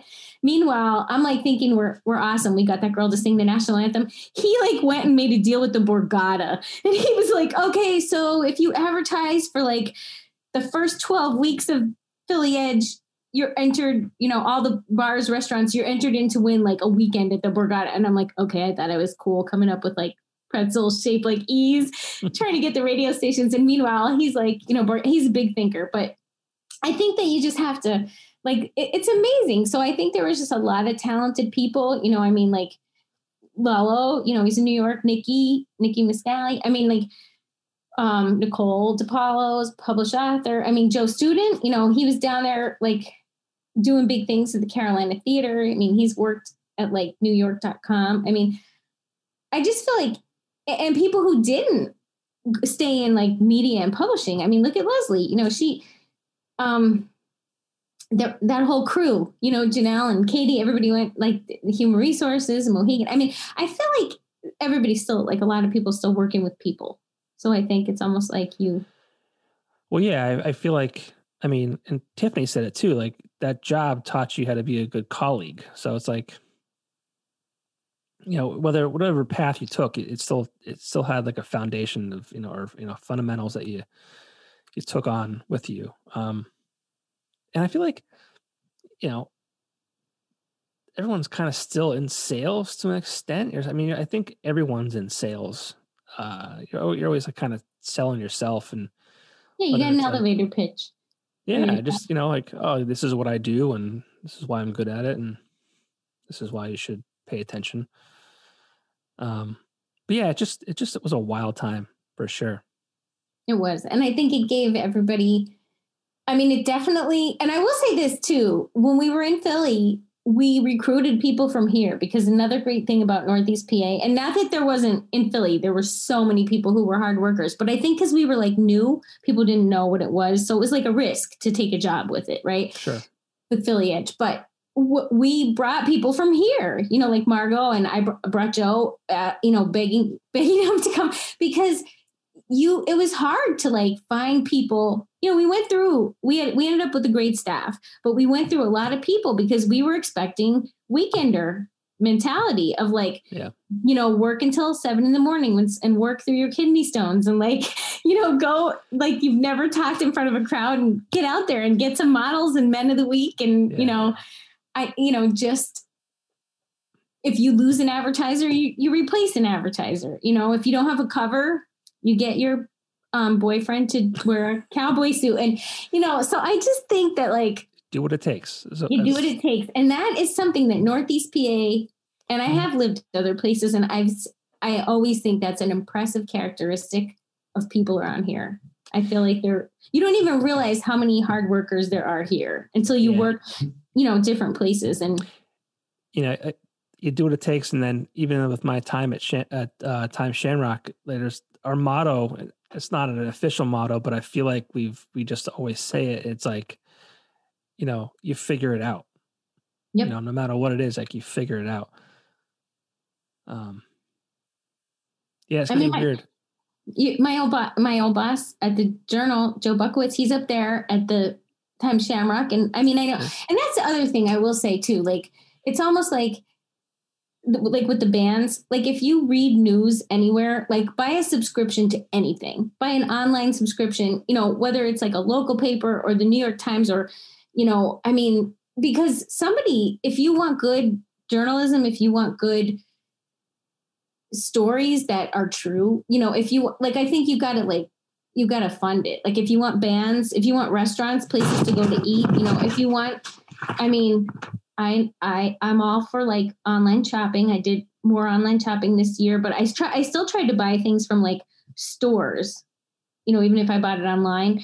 And I just think you got to keep that in mind, you know, keep like all the people who are working really hard. You got to like think about where you put your dollars and support like local people, local businesses. Absolutely. One thing I wanted to ask you, I don't think I could tell you anything else. I told you so. I'm sorry. Did the Electric City start when you were okay? GM? So really good question. So the Weekender was it. Like the Weekender was the only game in town when it launched, and I passed it out on the street corners. And then Electric City definitely existed, like when I became editor.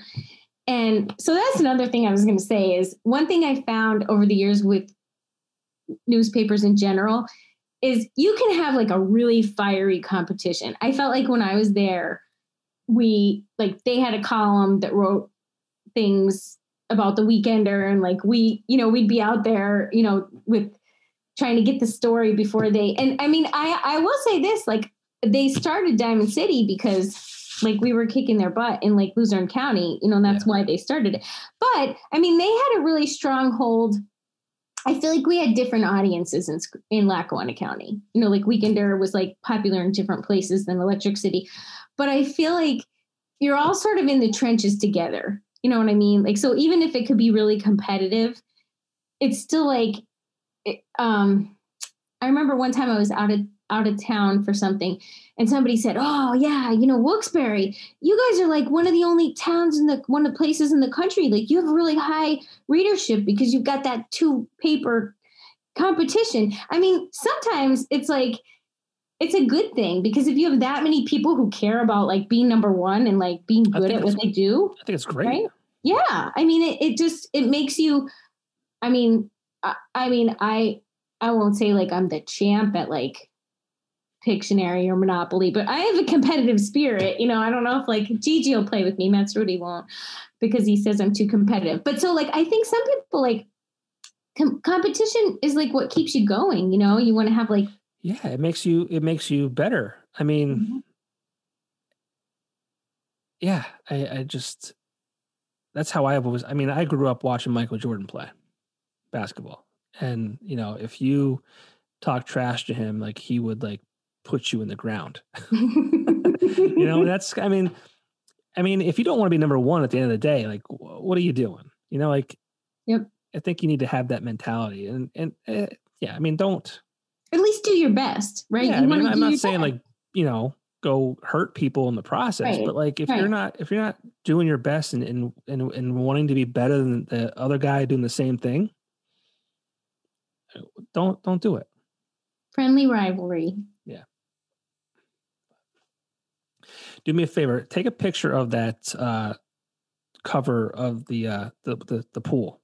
I'm gonna send you I'll put it in Dropbox. It's too big to email the PowerPoint, and if you want to come to my house and take any more pictures, or if you're having anybody else on that like wants like to have photo illustrated, Matt went and found because I was like, this is just not as many weekenders, because we've had a couple floods in basements in places that we've lived, and I was like, oh, did I lose a lot of weekenders? And tonight I didn't even open it, but he came lugging an orange and black Tupperware, because we always used to have Halloween parties.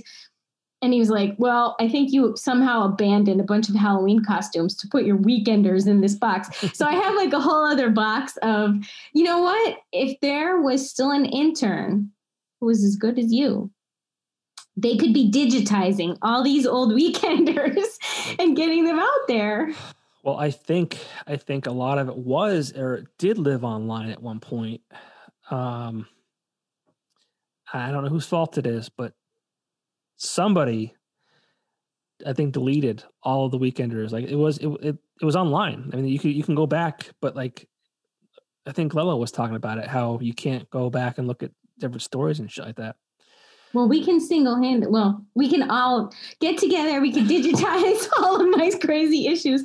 And you know what? It's funny. I thought of one more thing. So when I was there, all right, so I made a little timeline of like fun facts. And like, it's very short because I was tired by the time I got to it.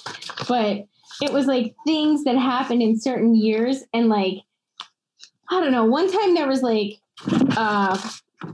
Freddie, and that we had like he said, she said columns, right? Mm-hmm. Yeah. And we had First Fridays on Franklin. That was huge. We did like First Fridays. We had like the Wyoming Valley Art League. We had, tons of, I think it was Lion Brewery at the time. But there was like, I'm not going to find it. It's here somewhere in my 17 million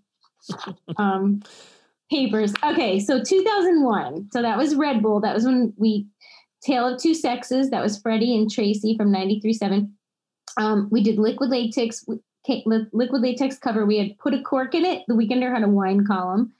The Voodoo Lounge was open and a big place for a lot of bars. We had a sports section and a health section, and there was a move of the month, like literally an exercise, pictures of an exercise. How about that? Did you know that? 2002 was, there was like book reviews, and we were partners with the Tudor Bookstore and Barnes and Noble. We were going big guy, little guy. We had them both. I had to call people like we would give away books. Yes. One of my tasks as an intern, I had to like, oh, you're the book of the week, or whatever. And think about that. Like, so first of all, somebody who loves books, publishing, got to write a book review, and then the business got business because somebody went to pick up their free book. They're probably going to buy like another book or a coffee or something. I forgot about the book review. We had, get ready, we had a bazaar update, the church bazaar, and picnics, but it was with the radio station at one point. And that was my other thing that I would really like, besides the interns. Like, I feel like interns and radio stations were like the two things that I brought to the Weekender. I mean, we had like one intern, I think, when I got there. And by the time I left, we would have like 8 each semester. But the radio stations, I just remember one day like calling, and I think it was BHT. And I was like, hey, we should do like a contest. I don't even know how it got started, but it was definitely with BHT. And the next thing you know, like we were doing like the Survivor with the, KRZ, and they would have like Jeff tell us, which was we'd go out like the man on the street it became like sponsored. They would ask the questions on the radio, right? I mean, we had the Bazaars was like the Buzz 102.3. Like we had the Mountain. We had like every radio station. We were non-discriminatory. We played no favorites. Like we had, Model of the Year Party would be like the X and like Chris Lloyd sausage and tuxedos. We would pay for their tuxedos. But where I was going originally was that I was there in 2003. We got www.theweekender.com and we actually had the first online coordinator. But I mean, it was really, I don't think there was a lot to it. Like, I think it was partly because we were owned by maybe Knight Ridder at the time, and they were having like a big online push. So we had that, and that was the Weekender Deck Series, 2003. There were ads for cell phones, which I took pictures. If you saw how cheap cell phones were, I took pictures of that because it just made me laugh. All right, 2004. Are you ready? John Popko joins as an intern. 17 exclamation points. That was the Breaking Benjamin cover. We started Weekender South. Do you remember that when you were there? It was inside the Weekender, but it was like a page or two dedicated to like Bloomsburg, Berwick, yeah. Hazleton. And we had like Michael Danilovich. He was like an intern who became a correspondent from Bloomsburg. I mean, arena football was popular. Yeah. Bon Jovi started that. We had like the arena football team, not Bon Jovi's, but we had our own. There was music first, the second stage at Montage. We had the second stage and Weekender like hosted concerts with like other, sponsors. Yep. And Clear Channel and, the X and Citadel. Okay, we had First Fridays on Franklin. All right, I have to give a shout out to Damien Pick. So he was not there that long when I was leaving, but two funny things. Joe Student said, if I didn't tell you about this cover, things that you couldn't do today that you could do back when I was at the Weekender and we were at the Weekender. Damien Pick wore, I had never seen the movie till this year, don't make fun of me, but The Christmas Story with Ralphie, the Christmas movie, and he's in the Damien Pick wore a pink bunny suit, and he and Jim Gavanis and Joe Student went to some school after hours that they had got permission in Kingston with like a rifle because it was like an air rifle, in the movie. And Joe was like, can you even fathom like going into a school with the, and I mean, I'm not joking about like, I mean, but security alone, but you would never even like bring an air rifle. Like you would never bring a person dressed in a pink pajamas bunny suit to a school. I mean, it was just like so many crazy things. But Damien, and if I have this wrong and I'm giving him credit instead of somebody else, I'm really sorry to somebody else, but I think it was Damien. I think it was Damien, yeah.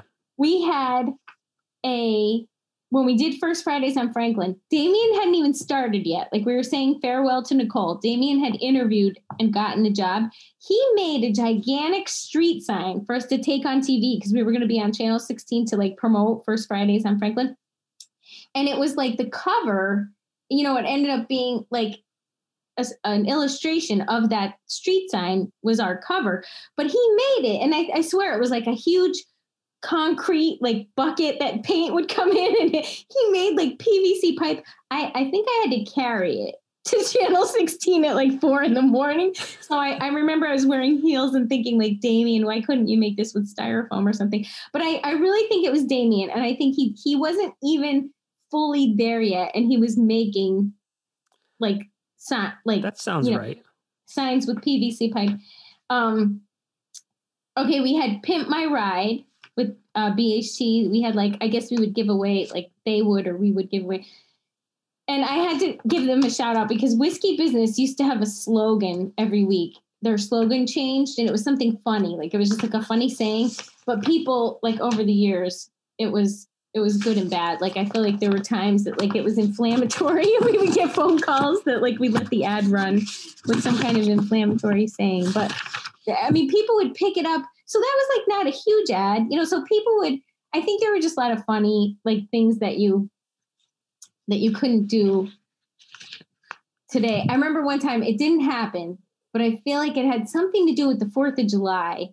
and Joe Student, I feel like Michael, I feel like it was like a whole office conversation, and it was going to be like things that could explode and dropping things off of tall buildings like a watermelon.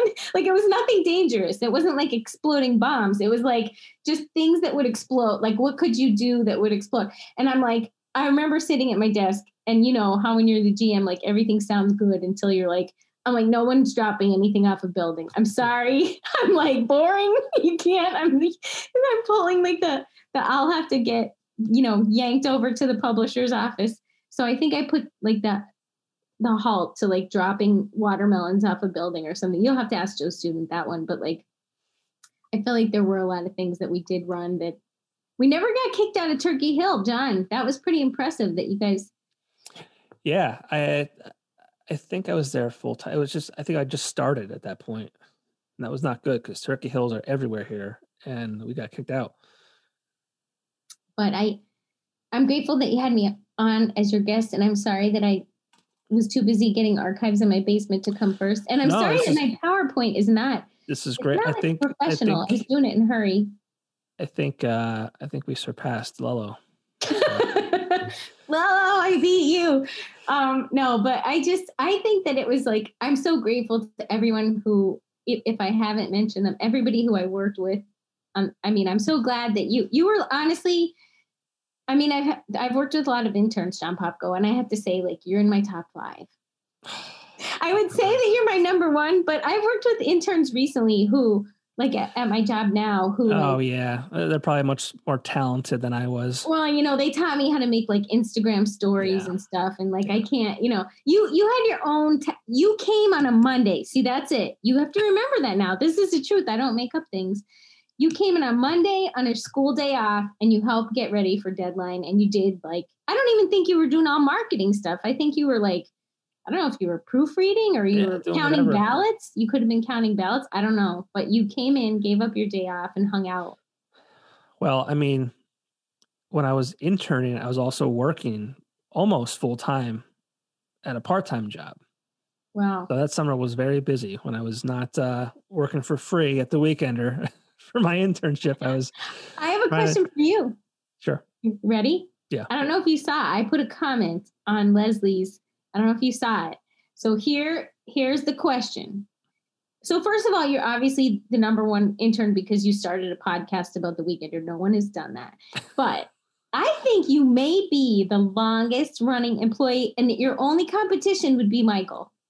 Yeah. So, there's 2 things there. So I think Rachel was close in length to me. Oh, I'm going to get fired tomorrow if she was the longest running person. I don't know. When did she start? When did she start? Well, see, she started part-time. She was doing like marketing for the Weekender and for the Daily. Like they had her split like in half. She was doing part-time marketing.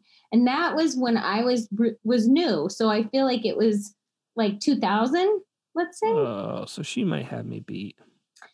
And then, but I don't know. Does Michael have her beat is the question. Because Michael was there before Rachel. So I was going to say about Michael that he doesn't count.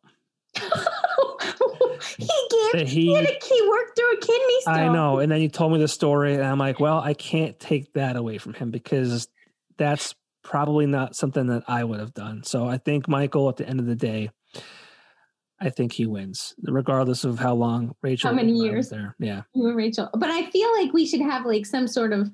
If you ever do like a big group one, think of the Zoom. That could be huge. So yeah, when I first started this with Leslie, like in that conversation, I was like, maybe at the end of this we could all jump on together, but that might be chaos. I just did an interview with a band that I posted today, Crooked Ways. There was 4 of them. So I would have made a 5th person on the screen. And it's hard on Zoom because it's no one's fault. It's just, you're not in the same room and you're doing your best not to talk over people, but it happens by accident sometimes. And then also then there's like moments when you're just like, you don't talk and it's like, cause you're waiting for somebody else to talk. It's weird. It's a weird situation.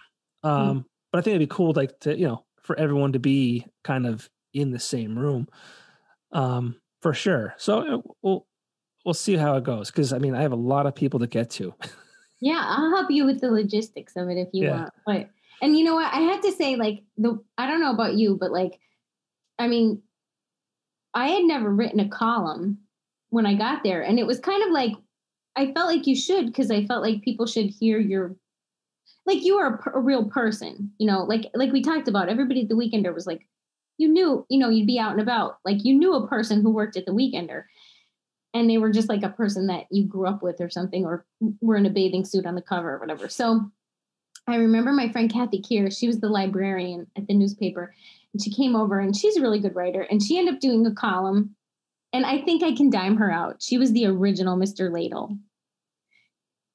How about that? She wasn't even a guy. We made her Mr. I'm sorry, Kathy, if I gave up your secret, but there were several Mr. Ladles. And I don't have permission to give them all out, but she came and helped me, you know, brainstorm about like what my first column would be. And she wrote a column called Diary of a Semi-Hip Chick. And she wrote, that was so 90s, right? You know, like I feel like I was looking at the pictures of her and it was like really like 1999.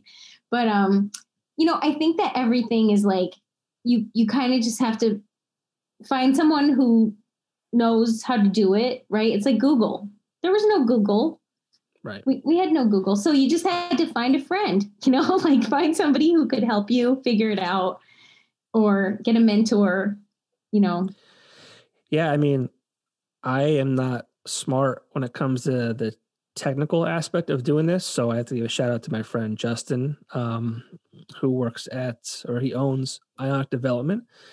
He helps me with the videos and audio for the audio part of the podcast. And how about your awesome logo? That is amazing. So yeah, that was Keith Perks.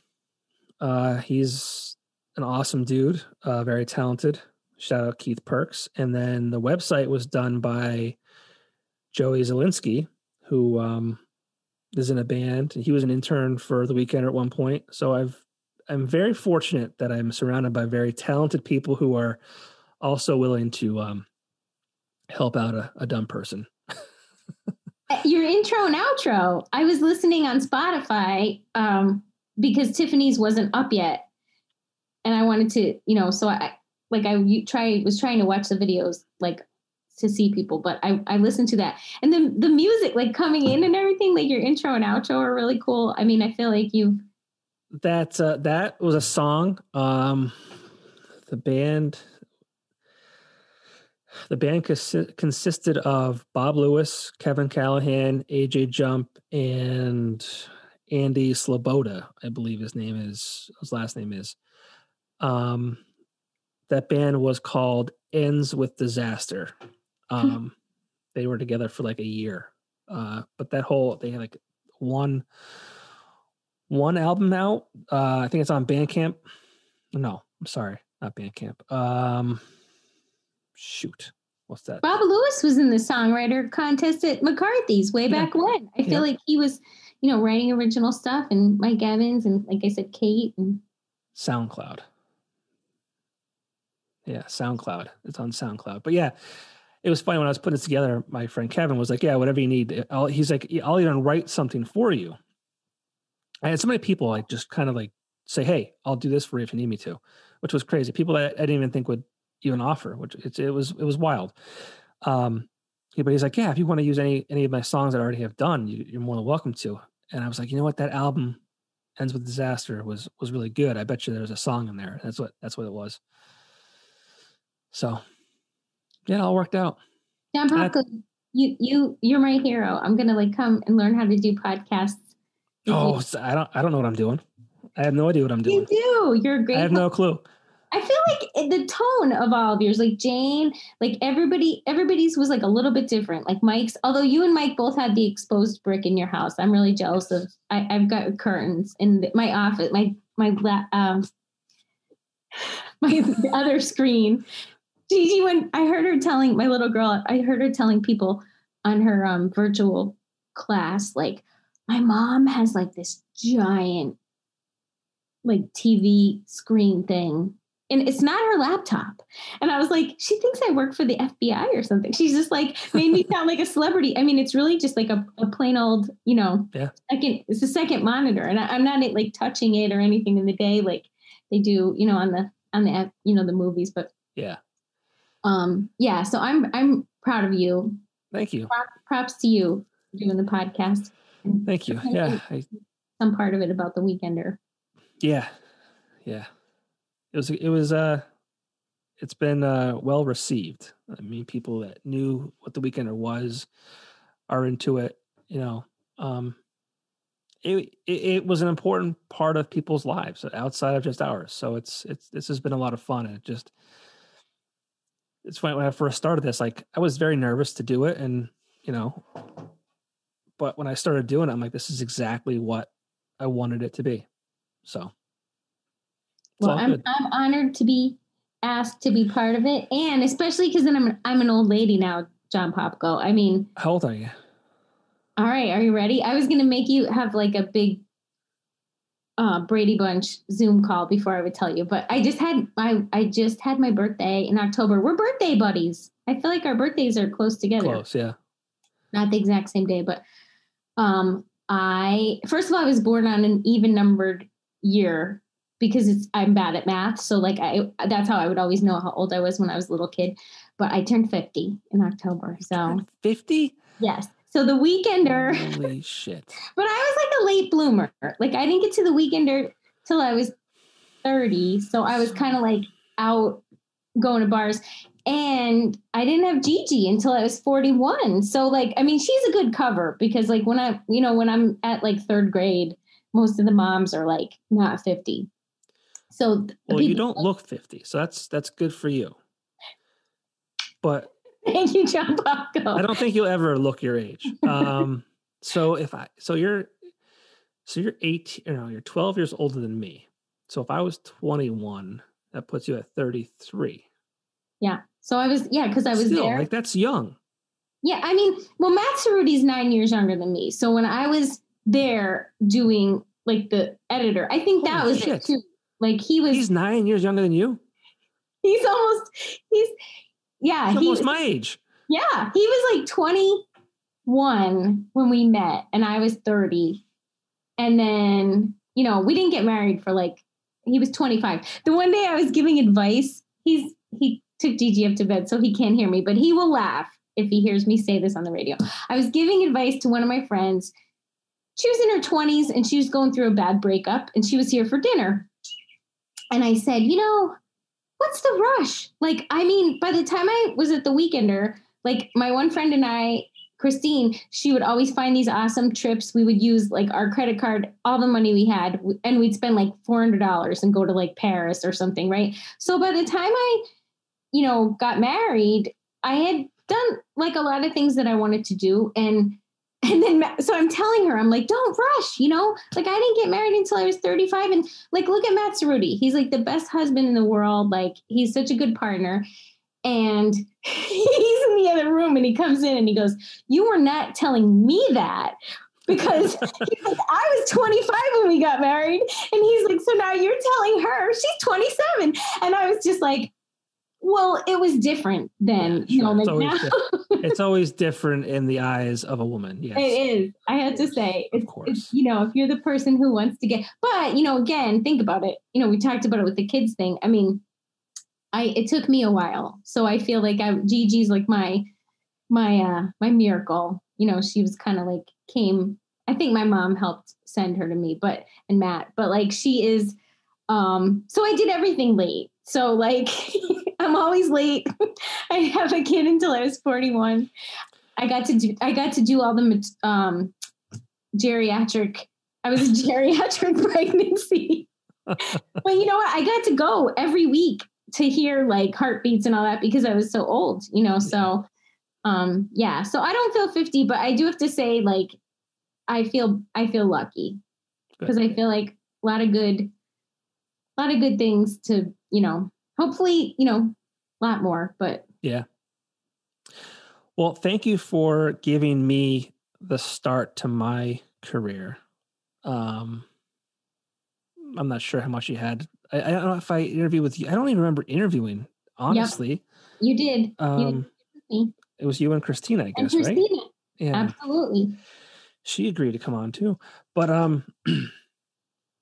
yeah, I mean, it all started there. It all started It all started with that phone call from my dad, who is no longer with us, saying that the Weekender was looking for an intern. It's funny. That makes me, I feel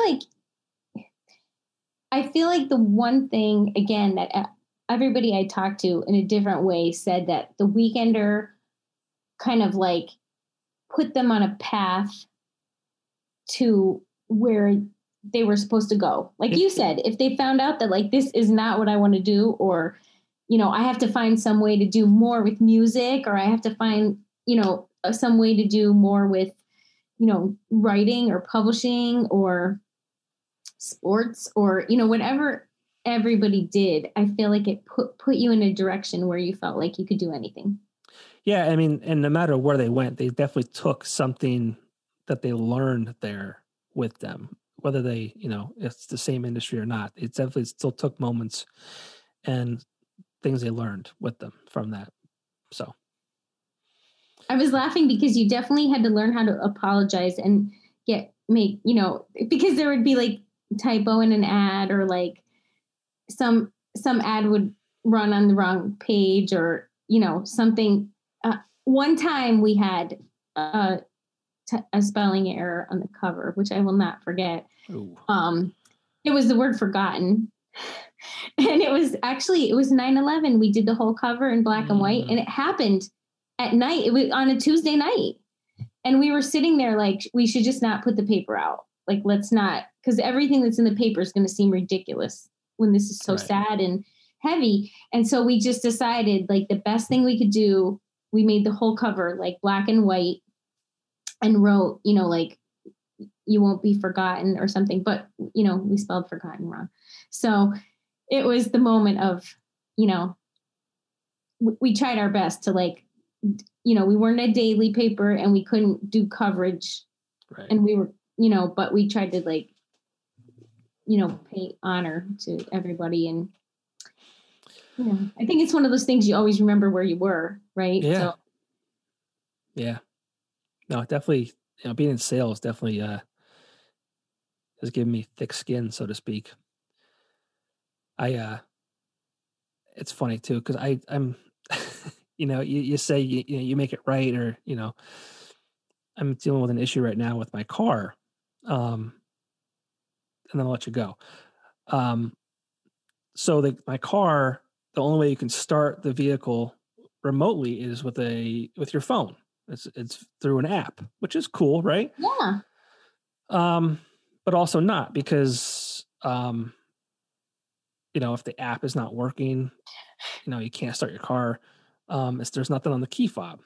So when I was getting the car, they said, "Oh yeah, you need this app. You need a subscription to this service." And I'm like, "You need a subscription?" They're like, "Yeah, but you'll have it for the length of your lease." I said, "Okay, cool. I'm not worried about it then."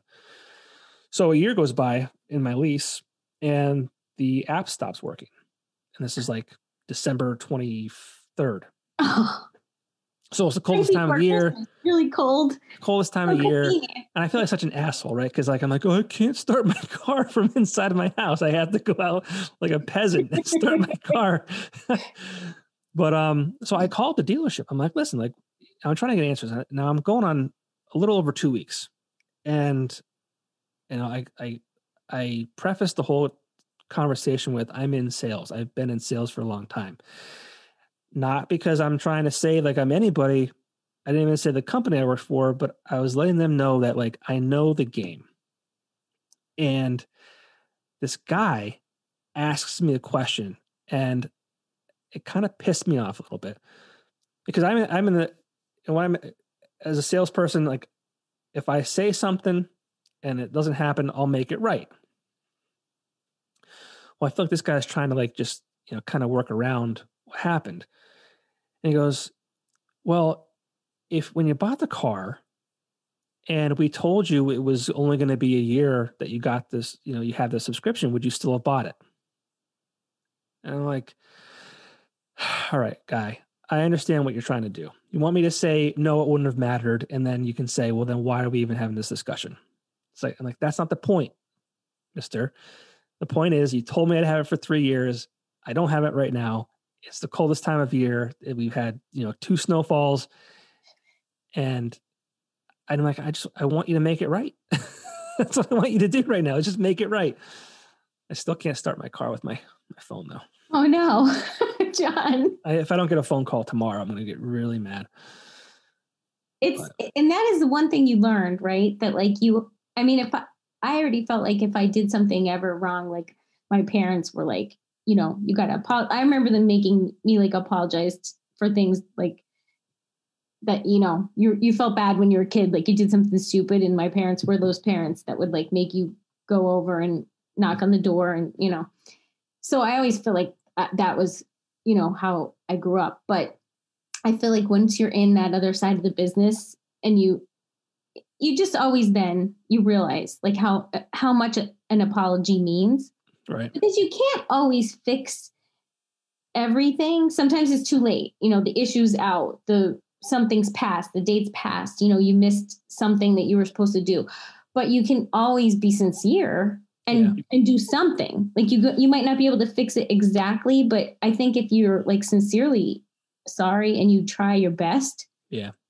That's why I actually left the Weekender when I did. There was new ownership, and it was every single week I was saying sorry because like the production moved out of in-house every week. And it's people that I have built, trust and relationships with over like 9 years or whatever it was. Every week I'm like, hey, sorry, so-and-so, the ad that you paid color for ran black and white. Next week I'll give you a free color. And then the next week comes, it runs wrong again. Sorry, Mr. Advertiser, you paid for, I told you I'd give you a free color for your half-page ad. I'll give you a full-page ad next week. It's every week, just wrong, time after time after time. I'm like, you know what? I'm done. No. I'm not going to let you ruin the reputation I've built for. Right. And you have to believe, you have to believe in what, it was kind of like when you said before that you're always selling something, even if it's just yourself, right? But you have to believe in whatever it is you're selling. Yeah. Like you have to believe that it's good. You have to, if not, I'm sure there are people who sell things or, do things that they don't, but I think that then you're not happy. Like, right. I think you gotta have your heart in it. So. Well, I hope your car gets fixed. I want to recap on your next podcast. Whoever you interview next, you have to start it out with. I'll give you a shout out. My car runs. Like I said, I feel like such an asshole. Like this dickhead is out there complaining he can't start his car on his phone. But it should work. I know. I pay for it. I don't know. Whatever. It's I feel like an asshole even talking about it, but that's why I say to the guys I'm talking to, I'm like, listen, I feel like an asshole. And if it was summertime, I probably wouldn't care. Yeah. But you know what?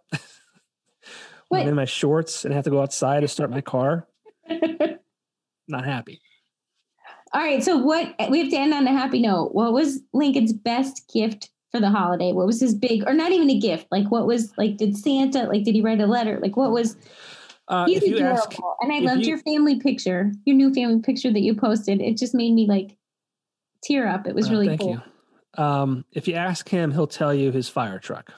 Yeah. One of my favorite moments, because he just turned 3. So he kind of like gets it now. Like, and we were at my mom's for Christmas Eve. Don't tell the government, but we did travel. My mom lives in Pennsylvania. She lives half hour away. But he opened up, he loves dinosaurs. Like he's obsessed with dinosaurs. He knows how to say dinosaurs' names that I never even knew existed. And if you put the word in front of me, I still couldn't say it right. And he's saying them. But he got this dinosaur gift, and he had more presents to open, but he kept holding on to this gift he got. Like it was like his favorite. He couldn't let it out of his sight. And I remember like when I was young, just getting that gift that you like, oh my God, I can't believe this is mine. Like this is the greatest gift ever. Like I don't even care about the other gifts. Like I obviously want to open it, but like I can't let this out of my sight.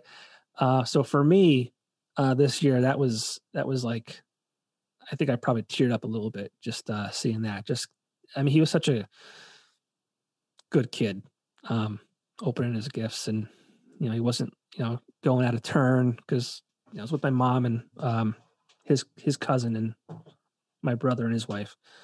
But he's just a good kid. Well, you're doing a good job. I mean, that's John Popko. I have to say that if you can bring another good person into the world and make them good and kind and fair, that's that's important. It's probably more important than most things. If you could either be a good person or you could teach a person to be good, or Yeah. And keep sharing in your family, because it's I love seeing it. It's I'm at the point in my life where I'm so happy seeing other people happy.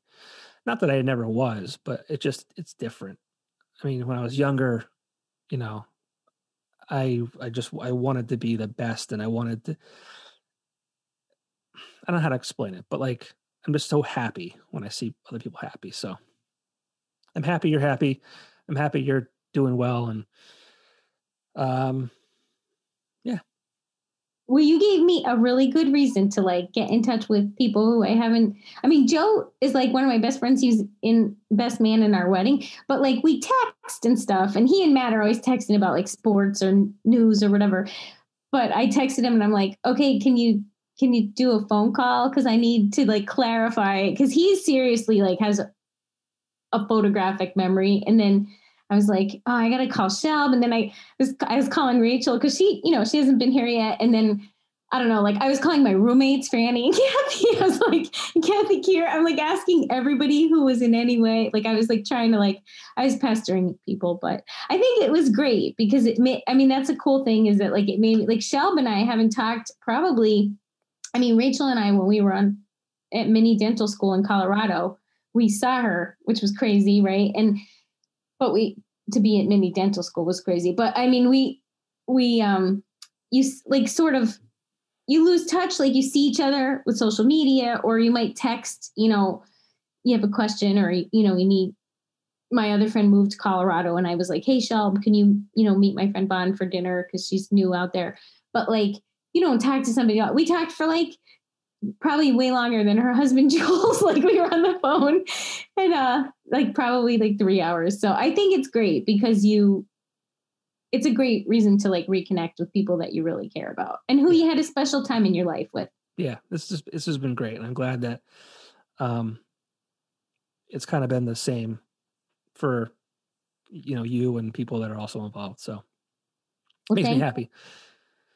Thanks. So well, on that note, it wasn't on a Tuesday night, John. I'm glad it wasn't on. I still get the shakes from Deadline Tuesday night.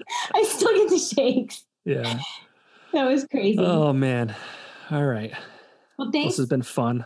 Yeah, definitely. I'll be watching, and we'll tag a lot of people, and I'll send you the pictures.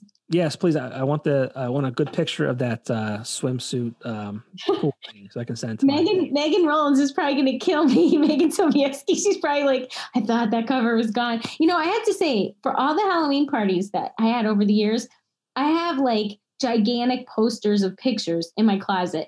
And every year I pull them out and I will seriously text people. I'll be like, hey, I was going to put this picture up, but it's from 1995. Can I put a picture of you dressed like a Hooters waitress?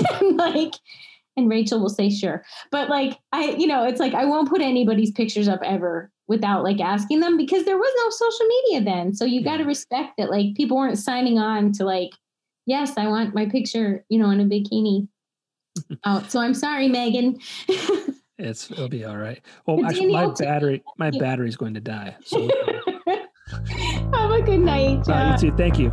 Okay. Love you. See you. Bye. See you.